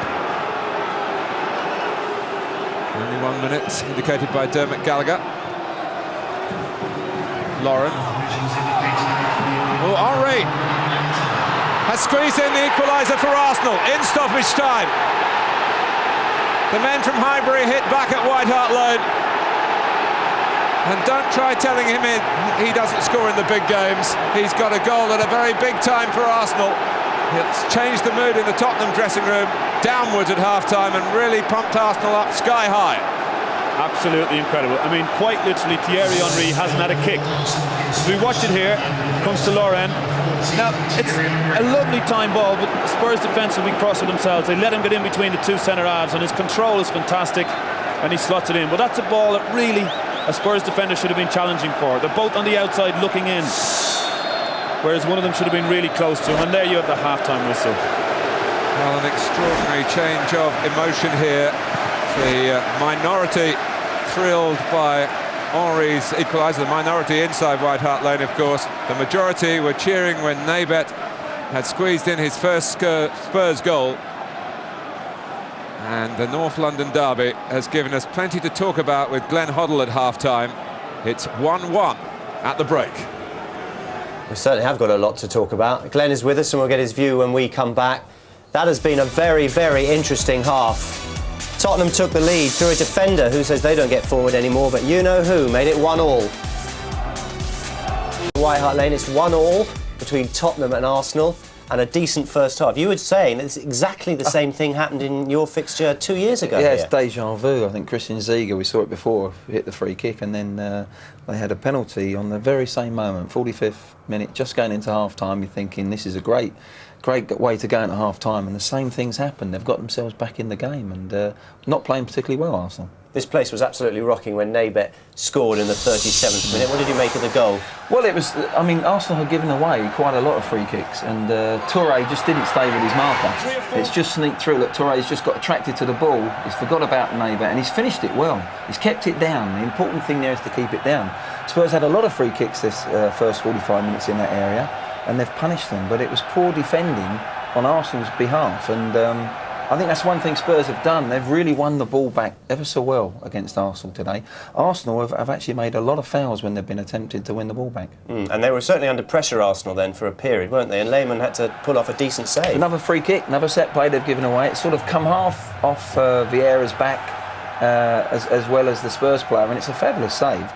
From here, when we were watching it, we thought, because we were right in line with it, we thought it was going in. But he's shown great athleticism to get back and tap it over. Stoppage time equaliser this time from Arsenal, and it was their first shot on target. Yeah, it's a great ball from Laurent, but Ledley King and Spurs defence, they're looking to play offside. Look, why play offside at that moment in the game? Look, stay with your runners. The ball's coming in from an angle.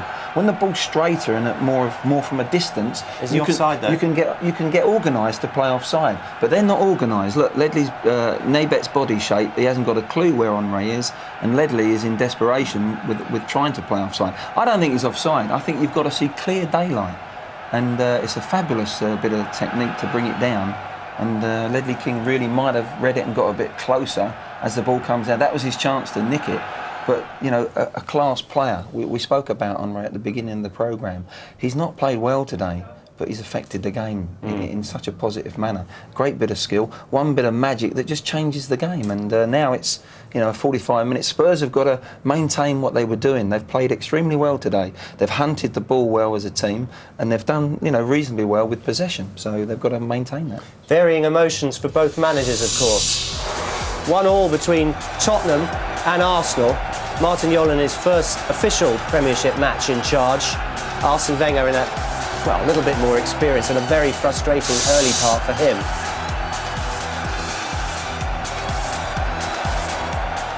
Find out what happens in the second half here at White Hart Lane. Here's Niall Quinn and Martin Tyler.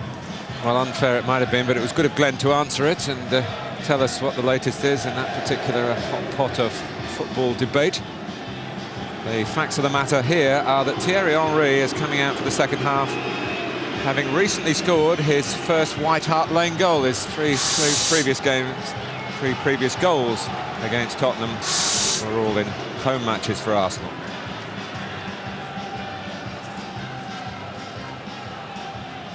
Well, just when Tottenham were beginning to think maybe about getting a win against Arsenal, the last winning manager ironically remains George Graham for Spurs 5 years ago. 2-1, goals from Everson and Sherwood. It's 1-1 as we go into the second half here. The goals came late in the first half. Nuruddin Nabet and Henry's equaliser.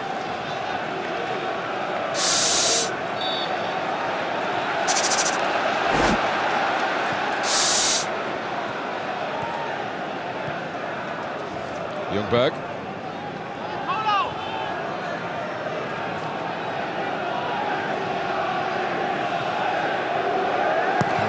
His headgear on for the second half as Robinson can discard the cap for the second in the end with the shade. Vieira.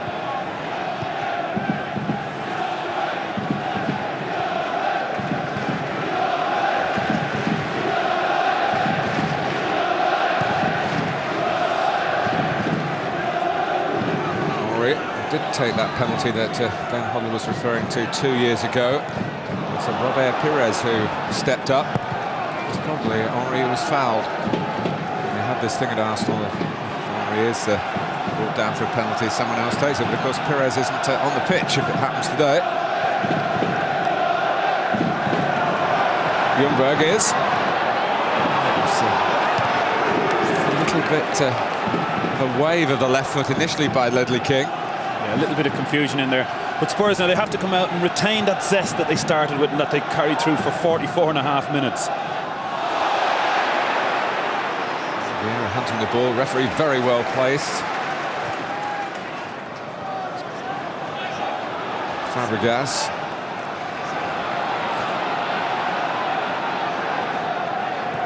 Lauren. Carrick, of course, was linked with a possible move from West Ham to Arsenal. And it was clear that he was going to join a long list of players who had been brought on by the Hammers but sold to other clubs. Spurs were the team that got him. Needed him and others to go looking for the ball then. Ljungberg, Toure, Bergkamp. One-touch stuff from Arsenal, they're brilliant at it. Oh, King has given Reyes the chance and he can't take it. Just got caught under his feet, but again, A little bit of a wobble at the back at Spurs. It should have been dealt with out in the wing. Didn't look much danger, but credit to Bergkamp. Lovely little touch on the ball to set Ljungberg up for the cross. But Reyes just caught under his feet, so desperately wanted to go on his left foot. Ended up the chance was badly missed.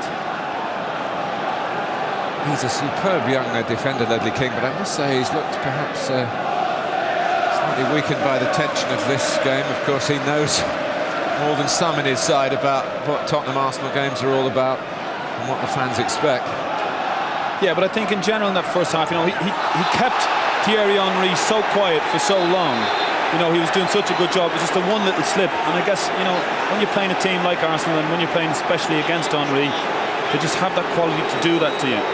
And he'll have gone in at half-time. Mentally, he'd have probably been a little bit shattered, but he's got to really get himself going now. I mean, Spurs need the leaders that they had for that first period. It wasn't so much his marking I was talking about as when the ball has come his way. He's just rather jabbed at it, not his normal relaxed mood. But relaxation isn't a word that you associate with this fixture.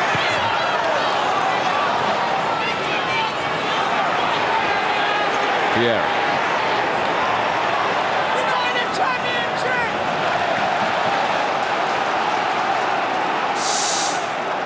Have a look. Here you just see the lovely. Watch the little touch here by Bergkamp. There you go, a little touch to give Ljungberg the opportunity. We don't quite see it in the middle here, but we do now. Actually, King, bad mistake. But so I think a right foot first time effort was probably the option there for Reyes, but he decided to control it. It was caught under him, and a let off for Spurs.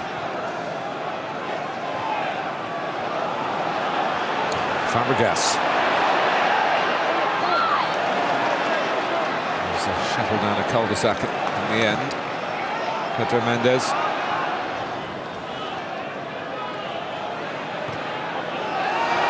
King. Pires by Ljungberg. That's more like Ledley King in possession.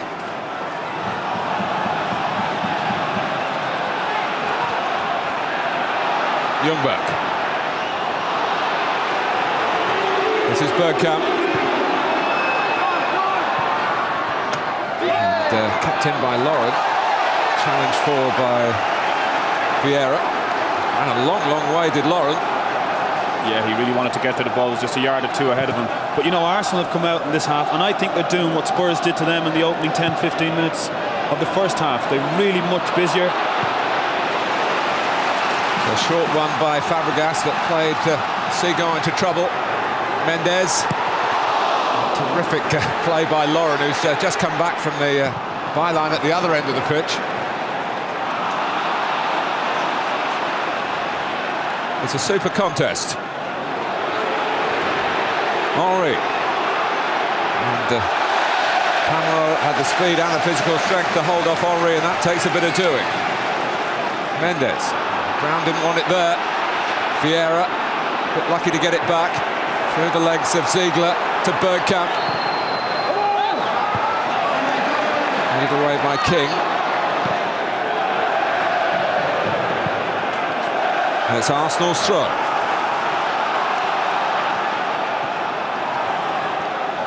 Bergkamp. And it's King taking it away from Robinson, who was maybe not calling loud enough.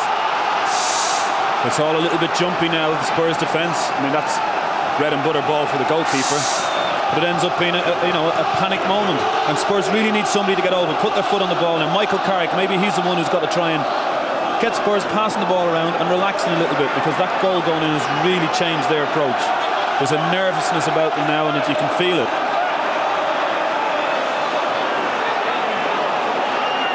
Yes, they're again complaining that Tottenham's duo are too close.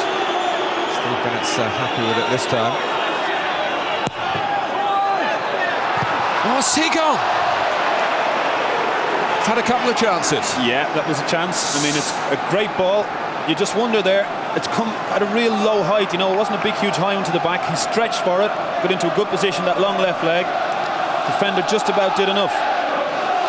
But it's a worry that there was no big Spurs centre-half to go and clear that away, or a goalkeeper to come and punch. It came in very low, and again, just gives you the feeling that the Spurs are wobbling a tiny bit. Yes, both times it was Pamero who seemed to have the responsibility for Pascal Seagull. Not always always man-for-man marking, of course. Some clubs, and Arsenal have a feeling for it, like to defend zonally at set plays, certain set plays. Down goes Bergkamp.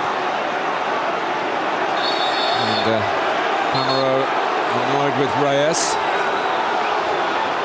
A little bit of calming down to be done by referee Bennett. I must say the players have conducted themselves pretty well in this game. They've not made it too difficult for the official, which hasn't always been the case in North London derbies, which can have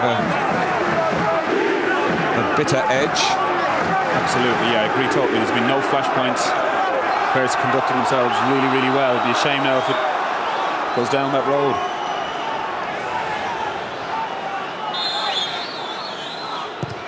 Arsenal lining up. And one of those diving in was Freddie Ljungberg. Oh, confusion by Robinson right on the edge of the area. Reyes had the leg taken from him. Arsenal still have the ball. It's trials and tribulations for Tottenham at the moment, and they've conceded a penalty. Pamero on Ljungberg. So unnecessary. I mean, Spurs have shot themselves in the foot not once, twice. I mean, the goalkeeper just before them, I mean, we watched the instant penalty here. He's lunging, he's got himself inside the box. That's when you really have to be careful. I think he slipped and pulled him down as he slipped. Unfortunate in many ways, but a stonewall penalty. But what on earth happened? Robinson was in complete control, had the ball in his arms, and suddenly it was out of his control, bobbling around outside the box. And Arsenal now have the chance. And it's a White Hart Lane penalty, and again Thierry Henry is not going to take it like a couple of years ago. There's no Pires today, but there is Lauren, who stepped up and scored against Spurs at Highbury a couple of seasons back. And he scores here with great aplomb, and Arsenal have turned it around at White Hart Lane. Tottenham 1, Arsenal 2. They've got to curb these celebrations, though. Although there are Arsenal fans over there, the issue might not be finished. Is Steve Bennett going to call it back? It is. I think now the goal will stand, but there was an incident. Paul Robinson, in his frustration, kicked the ball really, really hard, just as I think it was Reyes was running to celebrate, and it hit him full on at the side of the face, and the Arsenal players reacted to it, and there was a bit of a skirmish. But the goal was as good as you'll see here. What on earth happens here? Oh, that's what it all starts from. Unbelievable. I mean, that's suicide. Good refereeing, because it might have been a free kick in favour of Reyes. And there didn't look any danger here. He has him in a good position outside the box, but Ljungberg did well to squirm into the box to roll him. And there's a cool finish. Just have a look here as he kicks it out. Yeah, hits the ball straight in. And that's when a bit of a flashpoint happened. But Arsenal 2-1. Spurs can't believe it. Well, Spurs now stirred to hit back with Defoe, and it's deflected into the side netting. It's a derby and a half here. It's fantastic, but you know, if you're a Spurs player, fan, whatever, I mean, you just say, how the hell are we 2-1 down in this match? See the replay there, and good block, nearly crept into the near post. It's interesting now. Keane with the corner. That's not a very good one. Knocked away by Bergkamp, collected by Mendes. Chased by Henry. Long ball from Robinson, and Lehmann had to deal with it. Robbie Keane was coming in, the old adversary. Has a little handshake just out of your picture there between goalkeeper and Spurs striker, which is good to see after what happened here last year. It ruined Jens Lehmann's celebrations of that championship win, I can tell you. He stayed in the dressing room for a while the players were dancing around here in glee in April. Bad end to the game for us, but they did win the league, and Spurs came away with a little bit of pride. And I think you referred to it as Robbie shimmied a penalty. Is that your way of saying he dived? No. So he chivied away at Lehmann, chipped away at absolutely, yeah. Well, to get the penalty. It was a very strange incident, that's for sure. And Lehmann reacted badly and gave away a penalty, but he dealt with that one really well. I mean, he looks a more composed goalkeeper this year, I would have to say. Well, Lauren hasn't got there, and to the relief of Arsenal, Jermaine Defoe is given offside.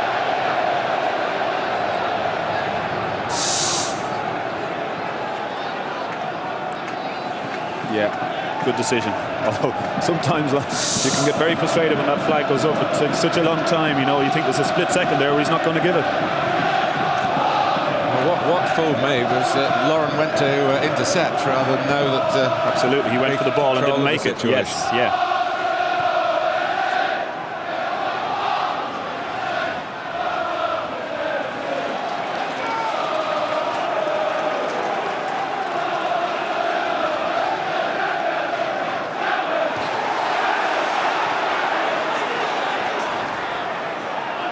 Arsenal with their tails up. They're 2-1 up. Vieira dwelling. And Brown with that snap that is part of his game. But it's a fine line that he treads. Well, I have to say, I think he's got the ball there. That's happened underneath where we are. He's committed. Now, whether he came in with a second foot, I don't know. I can't honestly say. But he won the ball. And, you know, I don't think Patrick Vieira was complaining that much. You just see it here. He sees a bit of the ball here. Yeah, the second foot. Yeah, the second foot comes around, which he deserves it then. Oh, and out comes Robinson again. He's good with his head. He scored for Leeds last season.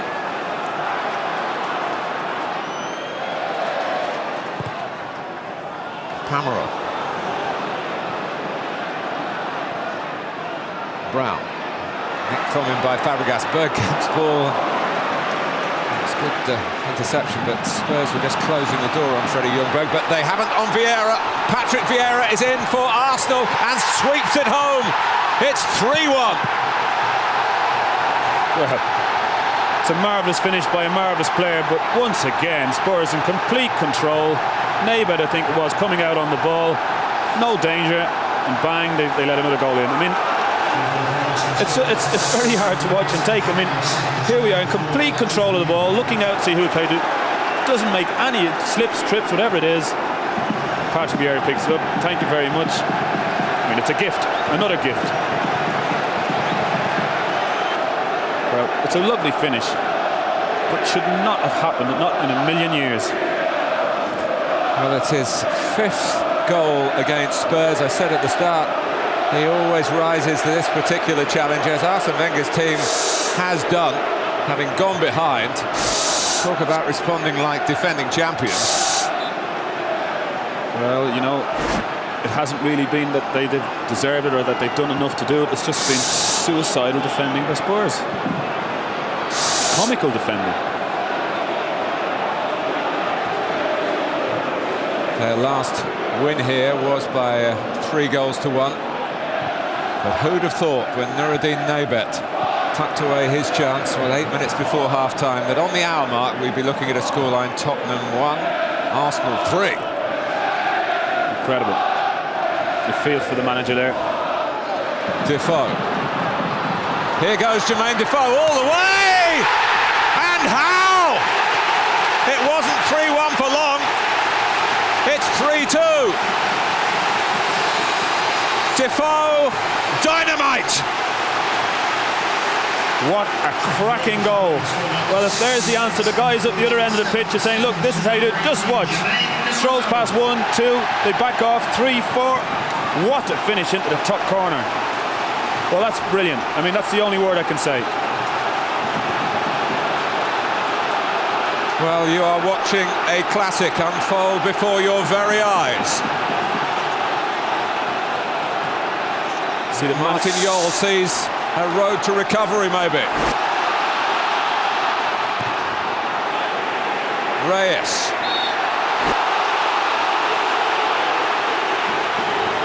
It's a wonderful reply from Spurs, just the answer that they needed, and now there's something there for them, and a great moment for him too, because he's been short on Premiership goals, but now they've got to try and take a chance, got to sort things out of the backs, of course, but really now, can they go and press and get this equaliser? Well, sometimes with some players, I know you back off and say, well, you can hit it, you ain't going to score. But with Jermaine Defoe, that's a risky business. I'm not sure Arsenal would have been doing that anyway. Absolutely, yeah. From Arsenal's point of view, if you analyse that, he shouldn't have been allowed into the box on his own, walking through with the ball. Like, normally he would have been tackled long before that. Ljungberg. There's a little bit of a reaction from Ljungberg, who has been sent off on this ground before. See it here, yeah. Little bit over the top. Neighbour. Bergkamp.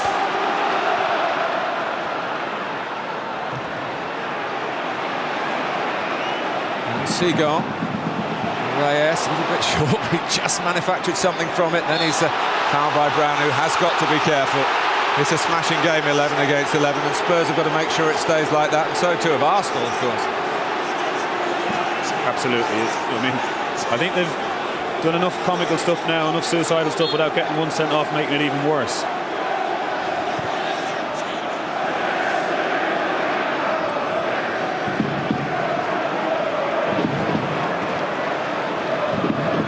Mendes. Well, they hit back from 2 behind, of course, in April, Tottenham. Simon Davis getting some instructions from Martin Jol. Defoe. Carrick.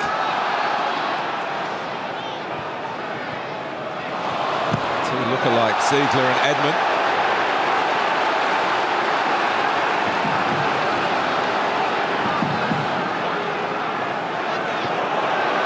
Keane, broken up by the presence of Seagull. Arsenal drop back in their force.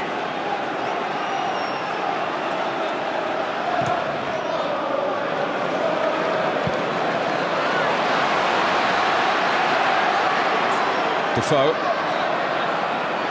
Edmund. Brown's got into the box to make sure the ball doesn't get very far into that Arsenal penalty area. Here comes Carrick. Smashed away by Ashley Cole, no more than that. Arsenal under pressure. Ziegler.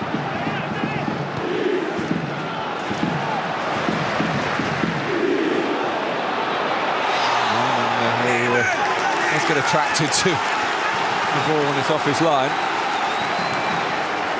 It's Houghton, who has continued to give loyal service under several managers here.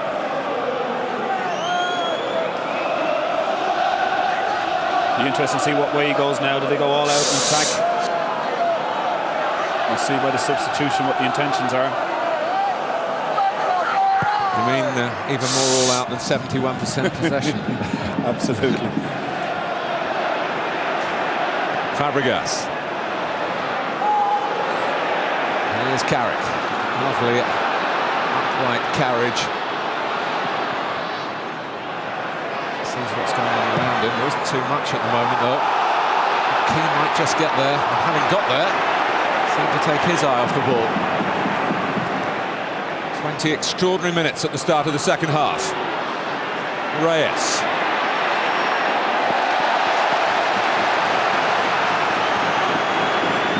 Brown. Keane trying to get away from Lauren.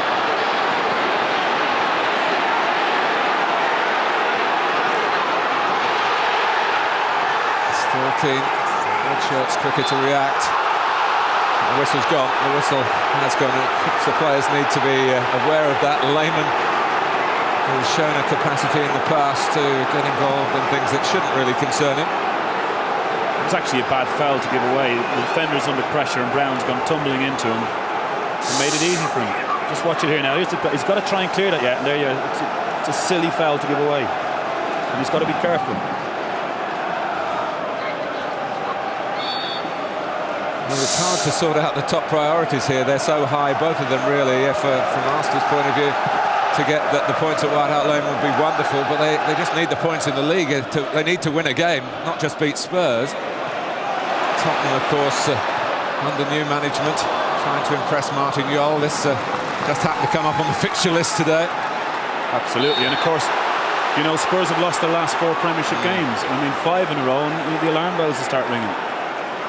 I think they've run, haven't they? Well and truly. And it's time for Robert Pires. Goals in each of his last 3 appearances at White Hart Lane. He's going to replace Jose Antonio Reyes at the 3/4 mark of the game. And Simon Davis is going to come on for Spurs. A reluctant Reyes. Yeah, I mean, I think Spurs dealt quite well with him today. He's a very, very difficult player to mark. What about that for substitution? If they think they've done a good job on one of them, they'll have to be every bit as good on this fella. So Mendes has gone off.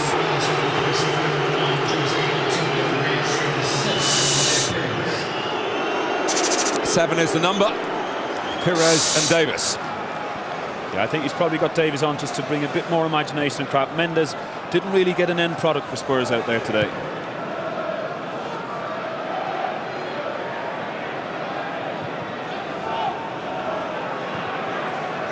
Vieira. Well played, Michael Brown. He was on him in a fashion, certainly fairly enough. Defoe. Carrick.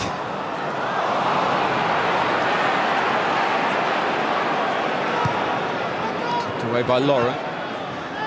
There's no way Arsenal can feel defensively secure to try and rest on any laurels here. Bergkamp, they're going for more. And Pires just hesitated. Now he's got the ball. Fabregas back on for Pires again. Oh, reverse to Ljungberg. Absolutely fantastic. Freddie Ljungberg gets the goal, but Cesc Fabregas in that millisecond shows what a marvellous prospect he is. Absolutely, the reverse pass there caught everybody out and left Ljungberg in on goal. And it was a lovely flowing move. Bergkamp started it deep in his own half, but once again Spurs had an opportunity to clear it. There you go, there's the moment there, and they've lost it. But from now on it's fantastic. Here we go, doesn't look as if anything's happening, but the reverse pass, fantastic. And Ljungberg then just did the finishing. Incredible game, it's hard to keep track. For the record, Tottenham 2, Arsenal 4. And admirable assist. Again, you're looking along the line. Ljungberg perhaps level. Flag stayed down. Super finish. Sensational game. Week in, week out, you know, you see managers' comments after games and they all say, well, you know, we've got to cut out our mistakes. They cost us, but today there's been so many at the back there for Spurs. I don't want to take from Arsenal's inventiveness and the creativeness, especially of that goal. But really, Martial, I mean, Arsene Wenger will be quite happy, but Martial, he knows his side have made catastrophic errors today. It really does. It takes from all the good that they've done, all the positive stuff that was coming from them. It doesn't count for much now, it's a shame.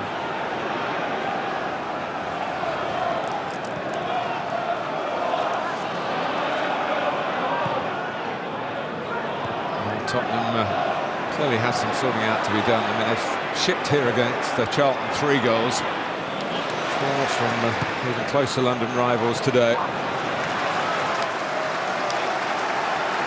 For all the comeback capacity that Michael Carrick will try to engineer, it's a pretty tall order when every time the opposition get through, there's some sort of a fumble and stumble at the other end. Yeah, you don't like harping on about it, but I mean, at this moment in time, you know, have Spurs got a goal in them? Have they got the craft, the power, whatever it is, desire levels to get another one and make us in for a grandstand finish? Hope so.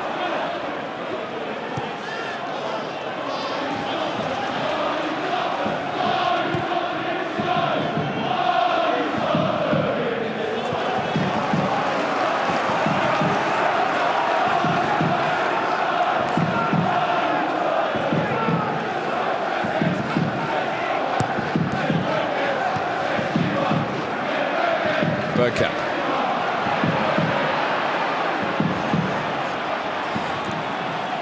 Pires. Henry's equalizer is perhaps the most important of the Arsenal 4 goals.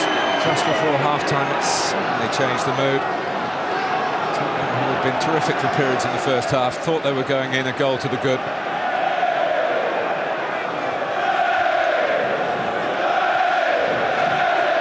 Lauren.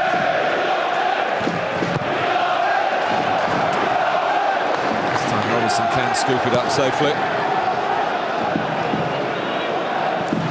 Well, I suppose Jacques Santini would say we defended all right when I was the manager. They couldn't score, could they? They couldn't score, exactly. I mean, it was a you know, what's the best of both worlds? But I would have to say, you know, in this league, you can't play at home and let 4 goals in. 3 goals one week, 4 the next. But I mean, today it's just, I mean, exceptional errors. You would hope that this is a one-off, that it can't be this bad.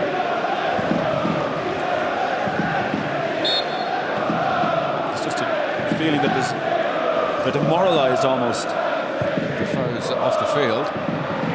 Oh, but they've got one back with Ledley King getting his head to it, and even though they're depleted, it's 3-4. Amazing game, unbelievable. I mean, their delivery has been brilliant all day on free kicks. Carrick this time, King gets up. We just watch it here, probably from a better angle.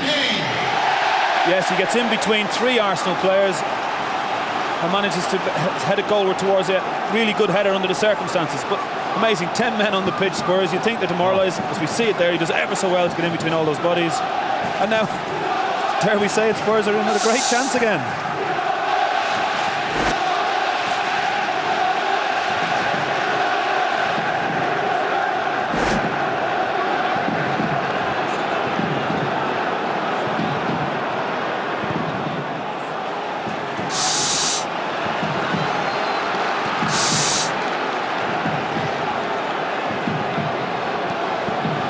A great angle from our tight camera on Ledley King's head appearing in the pack. Here goes Carrick. Here's Defoe! Fell nicely for him, and everybody wondered, could he hit it? Could he get a clean strike? But it wasn't to be. Not the easiest chance he'll ever have. Well, this game goes from one extraordinary step to another.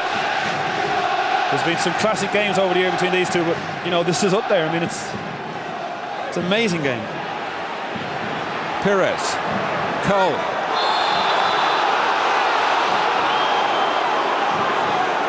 Foul by Cameron. We're coming to the final 15 minutes. And no one will want this to end. Unless, of course, you're Arsenal leading 4-3. Yeah, neutrals will be enjoying this. What can Arsenal do now?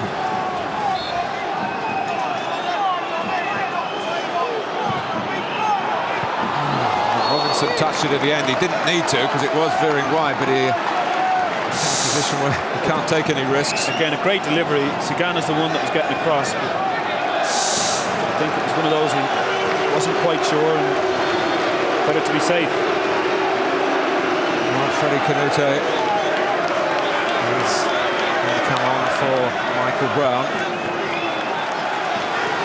Maybe that yellow card just counting against Brown.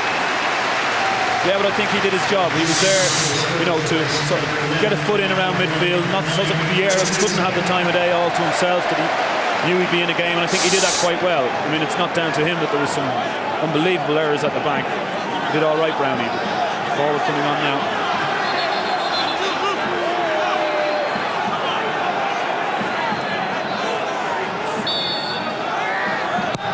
With the corner, Seagull went towards the near post. He comes out to Pires.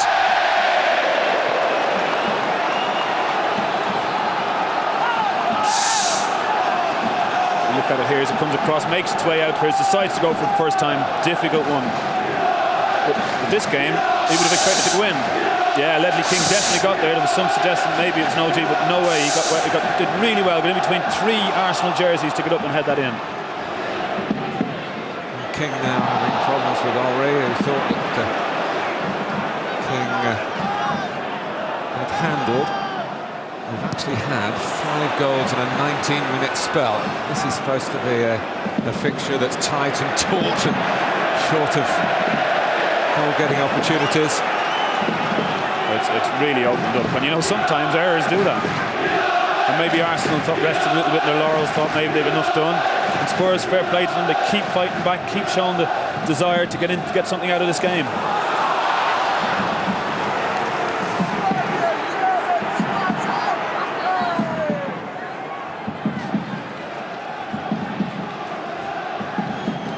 just look at little things and wonder about Freddie Canute. Hasn't scored a Premiership goal this year, in the year 2004. How about now, from Tottenham's point of view?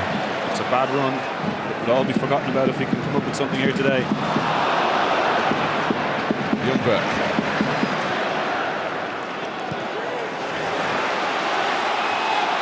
Spurs have the spur. They found goals in real adversity. On 2 occasions they've been 2 goals off the pace set by Arsenal and immediately halved the deficit. Here is Freddie Canute.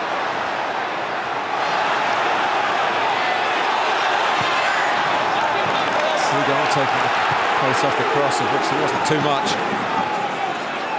King. Naybet.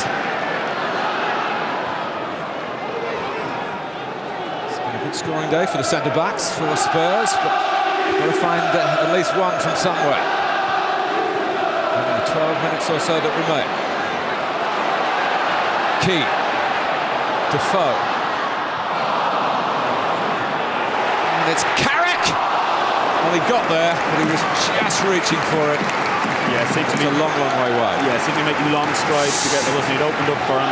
See here, Defoe gives the ball away. Bullets given straight back to him. It's a typical of this game. Thomas, if he called for it, wasn't perfect for him, but didn't get the shot on target.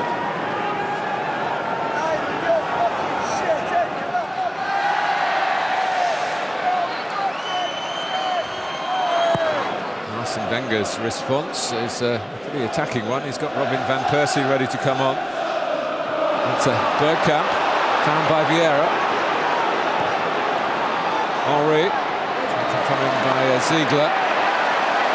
He's been different class today, Ziegler, although he hasn't done him any favours there. And the King has to cut it out. It's back with Ljungberg.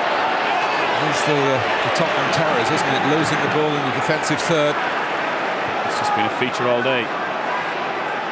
Bergkamp.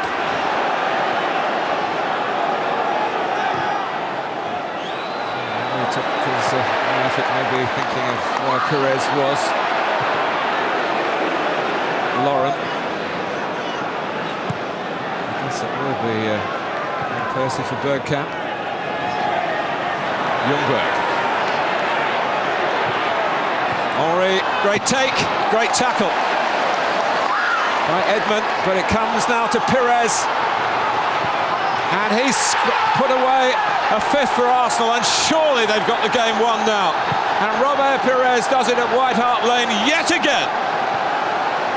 Magic feat, wasn't it, to get the goal?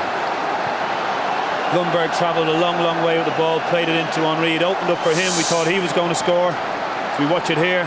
Great take, about to score. Wonderful tackle by Edmund. Looks as if the danger is over, but no, pops out. Wonderful feat. Shimmied one way, got the defender off his scent. There you go. Brilliant. And tucks it in under the goalkeeper. Well, tackle there, and is now pondering the consequence of being caught in possession. Well, I mean, it sums it up really. I mean, he's worked ever so hard. He's done really well. He looks a real good prospect. But again, fundamental error. And against Arsenal, you get punished. Mind you, you don't expect to get punished as often as they have.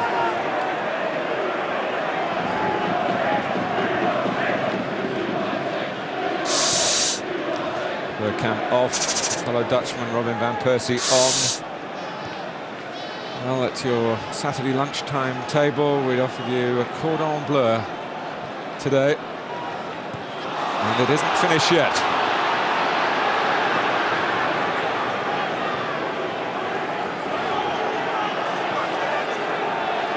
Vieira.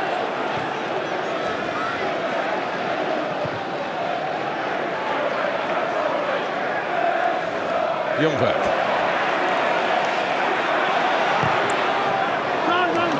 Robinson could get if Thierry Henry had perhaps got what you might call conventional striking instincts. He's a great striker, but in an unconventional way. He'd have been round the back and popping that one in. Yeah, it was a wonderful cross, nobody there. But Thierry hasn't been his explosive self today. He hasn't been bad either.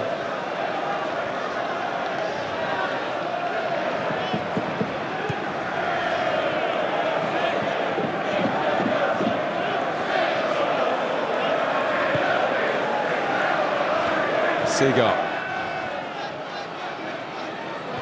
Pires, who would have been, I think, a candidate for a bet on the first goal scorer. He wouldn't have known he wasn't going to be picked today.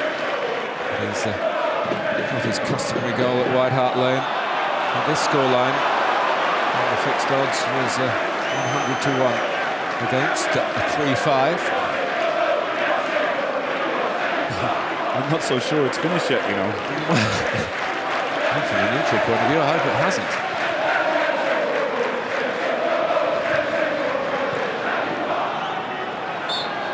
And must have hurt Tottenham from all different parts of the team. 5 different goal scorers. But as I say again, the first one, I think the crucial one. I mean, Spurs were in complete control to that point. Injury time first half, I mean, time and time again we say what a dreadful time to give a goal away, but today it really hurt. The team looking for something to give that spark, to get things going the right way for the new manager. There's so much positive stuff happening that first half for it all to be ruined.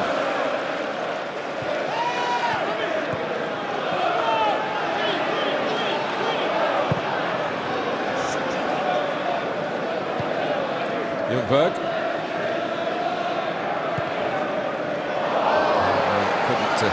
Master it this time. Just almost expect him every time now to control it and have a shot and goal, don't we? Well, I guess the message, very fluctuating news from here, will have reached Craven Cottage, where Chelsea will be assembling for their London derby. Patrick Vieira has stayed down. Seemed to have an awkward fall on his back, going up for the header with Kute. Gives me a chance to say that Patrick Vieira's on average a goal every 10-12 games normally, except when he plays against Spurs. His record now reads 5 goals in North London derbies from 16 appearances, so 1 in 3. He rises to many challenges, but this one in particular. He gets caught sandwiched between his own player Toure and Canute, and I think the landing as well. Probably got a knee in the back from his own player. He's taken bigger knocks than that over the years. Quick chance for us, first chance in the second half, to tell you what's coming up later on today. Prem Plus, Birmingham against Everton, who have played so well this season.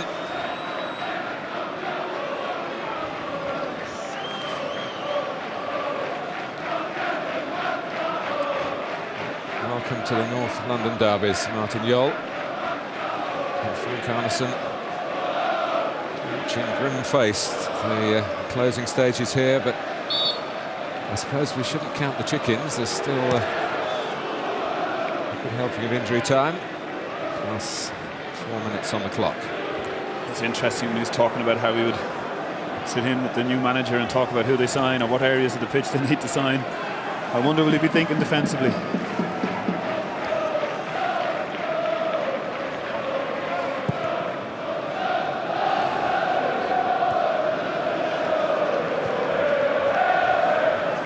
Anthony Gardner, who's really a central defender, is on the bench today. He's played for England this year.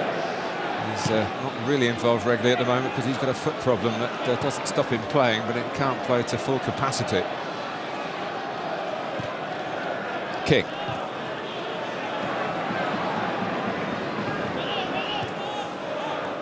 Now Cobb. Seagull.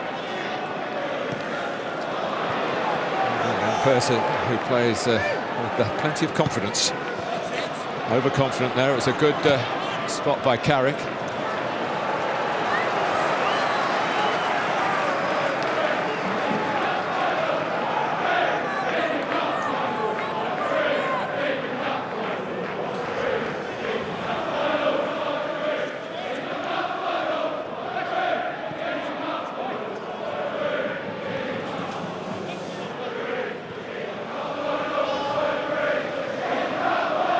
Vieira. Henry, a square ball cut out by Ziegler. It's Canute, he's got his goal. It's not finished yet.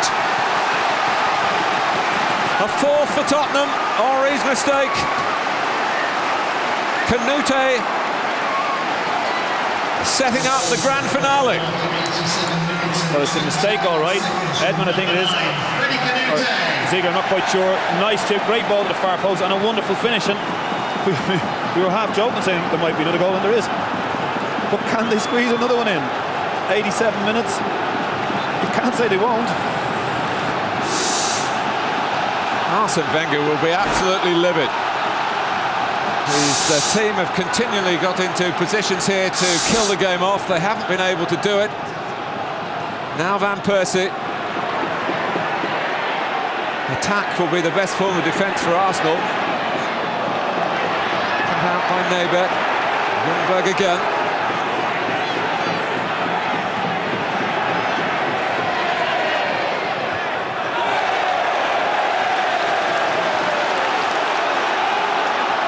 His side don't defend like Chelsea. They still lead, but they'll be anxious to hear the final whistle here. Pamero. King. Up towards Defoe.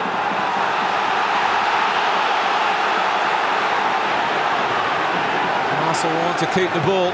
And they can't do that. It was Carrick closing down first Vieira, then Cole, and it breaks for Canute. This is a terrific response by Tottenham. They found something extra so many times, but they still need an extra goal to get anything from an amazing North London derby. Full marks to Spurs for the cards that they've shown. Desire levels to go back into it. I mean, he can take some positives out of it, Martin Joe. Arsene Wenger will be wondering how his side has managed to concede as many goals in this half as Chelsea have all season in the league. Tottenham players are actually coming out saying Van Persie went in high in the first place. Paul Robinson ran right across to the touchline.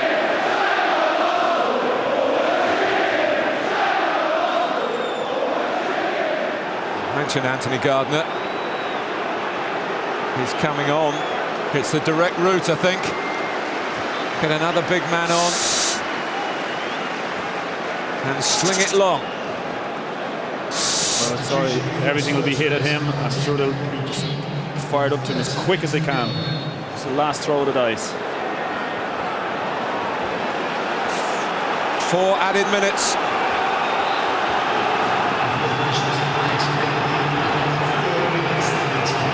We've got to restart with Van Persie still off the pitch. That's what Steve Bennett's saying.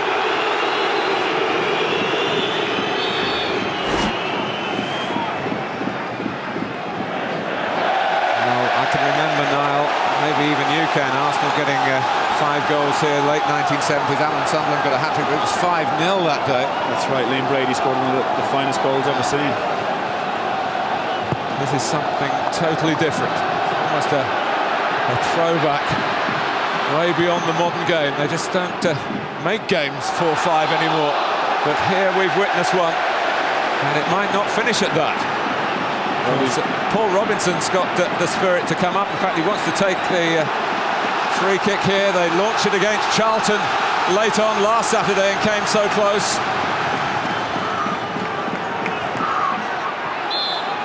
That's a push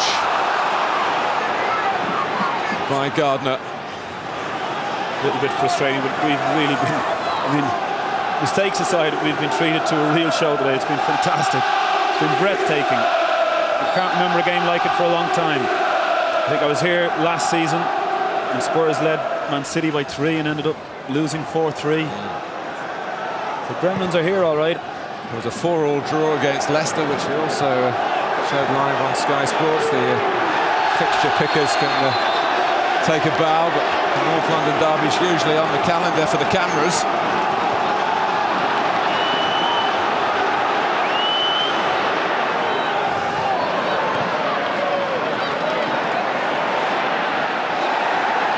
Gardner, handball by Ljungberg. Now Robinson wants to come out again, but maybe as the free kick taker. That's a sensible one too, because he's given it a better angle to Pamero to bang it in. From Tottenham's point of view, it needed a stronger touch. It was a less than regal moment for King this time. I think Seagan did well. He just gives him a little nudge. You just watch it here. It's good enough to put him off. And he didn't have the heart to complain, Ledley King, because he does that at the other end, time in, time out. Well, they will say, we were there.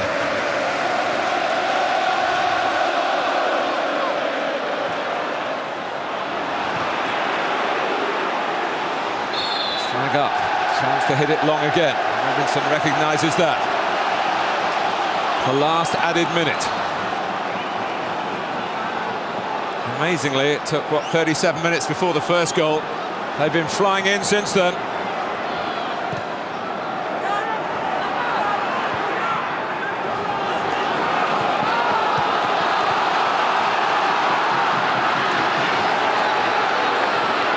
Long throw called for and received. Seagan went piling in to head it for Arsenal. Pires, what's he done? Comes out to Davis.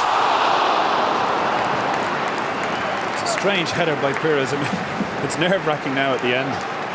Not the person you'd like to be heading balls out of the box for you, that's for sure. Headed that one back in.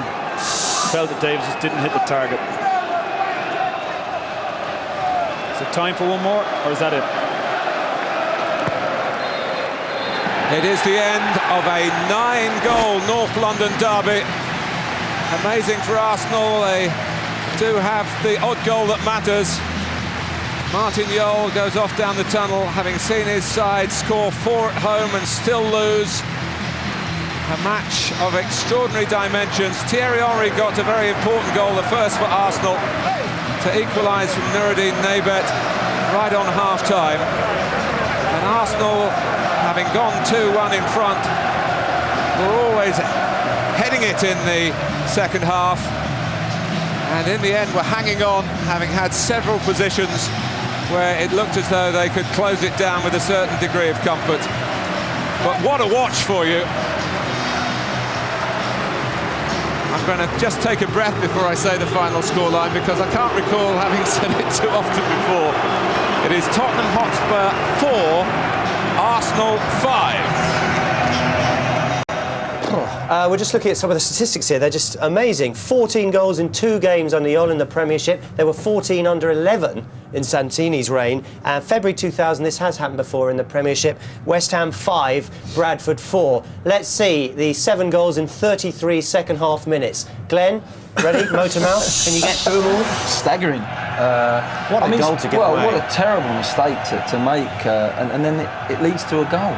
And Spurs, unfortunately, today threw away 3 goals. They gave 3 goals on a plate, really, when it should never have happened. And Freddie Ljungberg gets in behind, thought he played well today, and it's a definite penalty. It's a good decision. He just gets tangled up with Paramount, and he goes down. It's a penalty, but he should never have been in that position. And Laurent, who's scored against Tottenham actually before from a penalty, has kept his head. And so Tottenham 1, Arsenal 2. Give them all, and you can try and keep up. You might need to keep notes here. It's an easy way. They've given the ball away, and they've given it away again. They're making the cardinal sin, and Vieira's run through the centre of the pitch. He's kept it. He's cool. He hasn't played particularly well, I didn't think today, Vieira, from his standards. But another sign of a good player is, like Henry, first half when he took his finish, he's affected the game in a big way. Tottenham 1, Arsenal 3. And what about this? This is pure genius. I mean, what a finish. What was your comment when you saw that about the goalkeeper? Look at this. You could have put Gordon Banks on top of Pat Jennings' shoulders and you still wouldn't have got anywhere near it. That was just pure class. The Tottenham 2. Again, look, in possession. Arsenal 3. Here we go again. Haven't cleared it. And to be fair to Arsenal, they're a team with their quality that will punish you. Fabregas with a super little bit of vision. We thought he might have been offside. 4-2. We thought he might have been offside, but he's not offside. He's just played on by Ziegler, who's running across square. Look, it's just square with him, and it's a good finish underneath Robinson's body.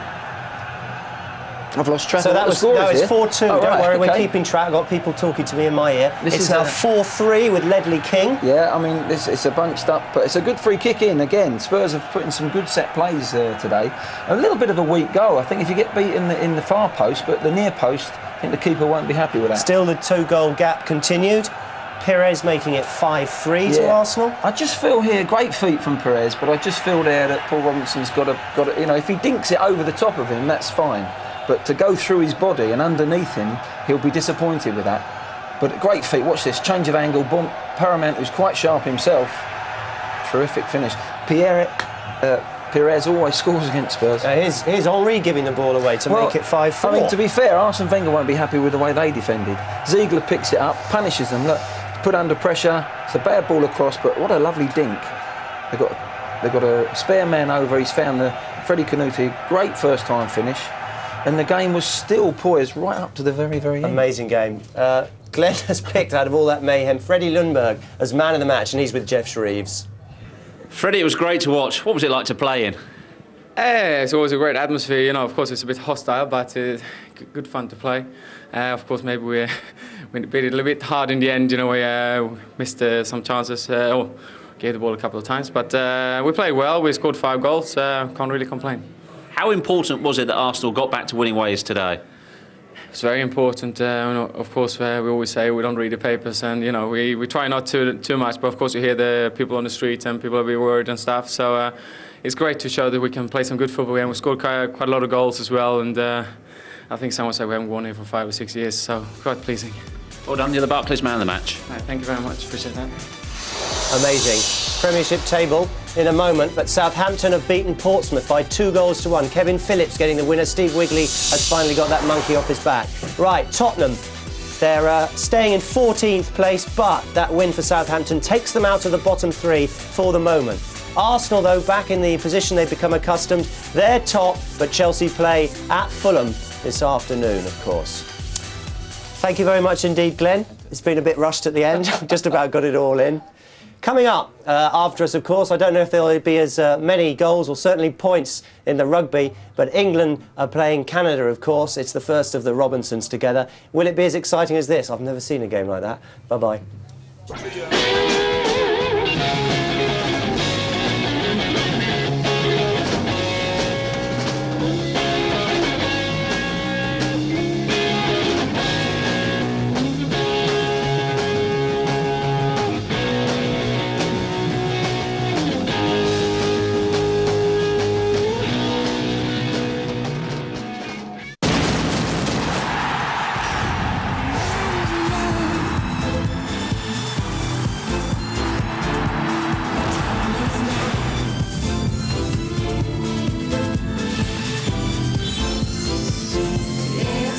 This moment last.